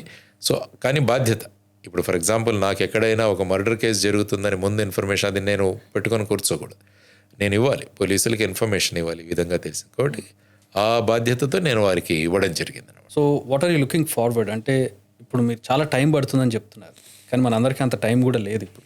సో చాలా జీవితాలు చాలా చిన్నవి కాబట్టి సో ఏంటి, ఎలా ముందుకు వెళ్దాం అంటే ఒకటి ఏంటంటే మా ఫౌండేషన్ ద్వారా కొన్ని పనులు చేస్తున్నాం మేము. జాయిన్ ఫర్ డెవలప్మెంట్ ఫౌండేషన్ ఉంది మాకు. అందులో ముఖ్యంగా వ్యవసాయదారుల కోసం గ్రామీణ అభివృద్ధి, కొన్ని గ్రామాలను అభివృద్ధి చేస్తున్నాం. ముఖ్యంగా ఈ మధ్య విలువల బడి అన్న కాన్సెప్ట్తో ముందుకు వెళ్తున్నాం. సాయంత్రం పూట పిల్లల్ని 5:30 నుంచి 7:30 వరకు గ్రామాల్లో పిల్లల్ని తీసుకొచ్చి ఒక టీచర్ని అపాయింట్ చేసి వారి ద్వారా కొన్ని మంచి విషయాలు, చక్కని విషయాలు. మీరు కండిషన్ పెట్టినట్టున్నారు కదా, మద్యపానం పూర్తిగా నిషేధం. గ్రామాలను దత్తత తీసుకోవాలంటే ఆ గ్రామాల్లో మద్యపానం మానేస్తే మేము దత్తత తీసుకుంటాం. అలా ఒక 3 గ్రామాలు వచ్చి 3 గ్రామాల్లో పనిచేస్తున్నాము, చేసాం, బాగానే కన్సిడరబుల్ అచీవ్మెంట్స్ చేసాం. వాటిలో కూడా అవార్డ్స్ కూడా వచ్చాయి ఆ గ్రామాలకి. కాబట్టి ఈ ఆఫర్ ఓపెన్గానే ఉంది. కానీ ఏంటంటే ఇప్పుడు సాధ్యమా సార్? అంటే ఇన్కమ్, సోర్స్ ఆఫ్ ఇన్కమ్గా గవర్నమెంట్స్ చూస్తాయి, ఒక సోర్స్ ఆఫ్ ఎస్కేప్గా ప్రజలు చూస్తారు దాన్ని. మెజారిటీ ఊళ్ళల్లో అది జరుగుతూనే ఉంటుంది. ఇది సాధ్యమా, మద్యపానం పూర్తిగా నిషేధించడం అనేది? నిషేధించడం అనేది ఎన్టీఆర్ గారు ఉన్నప్పుడు ఆయన పెట్టారు, తర్వాత దాన్ని తీసేశారు. తర్వాత జగన్మోహన్ రెడ్డి గారు కూడా వచ్చి, ఆయన కూడా వచ్చి నేను అంచెలంచెలుగా మద్యపాన నిషేధం పెడతానన్నారు. సో ఆ విధంగా అంటే ఏ గ్రామాలైతే కనీసం అక్కడ ఎందుకంటే ఏ మహిళ కూడా తన భర్త ఈ విధంగా తాగుడుకు బలిపడకూడదని అనుకుంటుంది. ఏ పిల్లలు కూడా వాళ్ళ తండ్రి సంపాదించిన డబ్బులన్నీ కూడా కుటుంబానికి ఉపయోగపడాలని అది తల్లి అనుకుంటుంది. పిల్లలు కూడా నాన్న వచ్చేసరికి మేమంతా ఆనందంగా ఉండాలి, భయంతో ఉండకూడదు అనుకుంటారు. కాబట్టి ఈ విధమైన వాతావరణంలో పెరగడం వల్ల ఏమవుతుందంటే పిల్లల యొక్క మనస్తత్వాల మీద కూడా ప్రభావం, ఆ ఫ్యామిలీ ఆదాయం కూడా. కాబట్టి అనుకుంటే రాష్ట్రానికి అనేక ఆదాయాలు మనం సృష్టించవచ్చు, చేయవచ్చు. కానీ అన్ఫార్చునేట్గా ఏమైందంటే ప్రధానమైన ఇన్కమ్ ఏమైందంటే ఎక్సైజ్ అమౌంట్. ఎందుకంటే మీరు ఒకసారి గుర్తు చేసుకుంటే కోవిడ్ సమయంలో ప్రధానమంత్రి గారు ముఖ్యమంత్రుల మీటింగులన్నీ పెడితే అందరూ ముఖ్యమంత్రులు అడిగింది ఈ కోవిడ్ నిబంధనలు లిక్కర్ షాప్స్ మీద ఎత్తేయండి అనేది ఫస్ట్ అడిగింది వాళ్ళు. హాస్పిటల్స్ వీటి మీద కాదు, ముందు ఇది ఎత్తేస్తే జనాలు ఇదవుతారని. అంటే ఇన్కమ్ వస్తుంది. ప్రభుత్వాలు ఆ విధంగా ఈ ఇన్కమ్ మీద ఆధారపడి ఉన్నాయి. దీని గురించి కూడా ఆలోచించాలి. ఎందుకంటే ప్రజల ఆరోగ్యాలు పాడవుతున్నాయి, ఆ తర్వాత వచ్చి వాళ్ళ సంపాదన అంతా కూడా ఇటు వెళ్ళిపోతుంది. సో ఆ విధంగా దారిద్ర్య రేఖ నుంచి వాళ్ళు బయటికి రాలేకపోతున్నారు. మనం ఇన్ని సంక్షేమ పథకాలు ఇస్తున్నాం కానీ వైట్ రేషన్ కార్డుల సంఖ్య అలాగే ఉంది. మరి ఏ ప్రభుత్వమైనా వచ్చి లాస్ట్ ఎలక్షన్స్ లో మీరు చూస్తే ఇది ఒక ఎజెండా కూడా అయింది. ఆల్కహాల్ అనేది మేనిఫెస్టోలో ఒక ఎజెండా అయింది. మంచి బ్రాండ్ లిక్కర్ మీకు ఇస్తాము. వీళ్ళంతా కూడా వచ్చేసి ఏవేవో బ్రాండ్లు పెట్టారు, అది ఆరోగ్యానికి హానికరం, మేము స్టాండర్డ్ బ్రాండ్స్ తీసుకొస్తామన్నది కూడా ఒక ఇది జరిగింది. అంటే ఆ విధంగా మనం వెళుతున్న సందర్భంలో మరి ఇంత సంక్షేమం జరుగుతున్నా కూడా వైట్ రేషన్ కార్డులు ఎందుకు తగ్గట్లేదు అన్నది కూడా ఆలోచించాలి. అందుకనే జై భారత్ నేషనల్ పార్టీ మేము ఏం చెప్పామంటే 5 సంవత్సరాలు మాకు ఇస్తే 50% వైట్ రేషన్ కార్డులు తగ్గిస్తాం.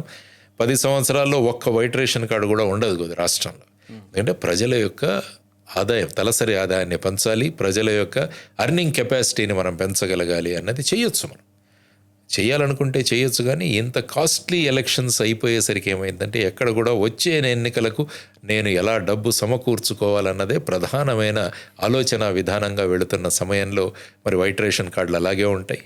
ఇంకా వైట్ రేషన్ కార్డులు పెరగొచ్చు కూడా. Thank you very much sir. Thanks for the time. Chakri గారు నమస్తే. Thank you.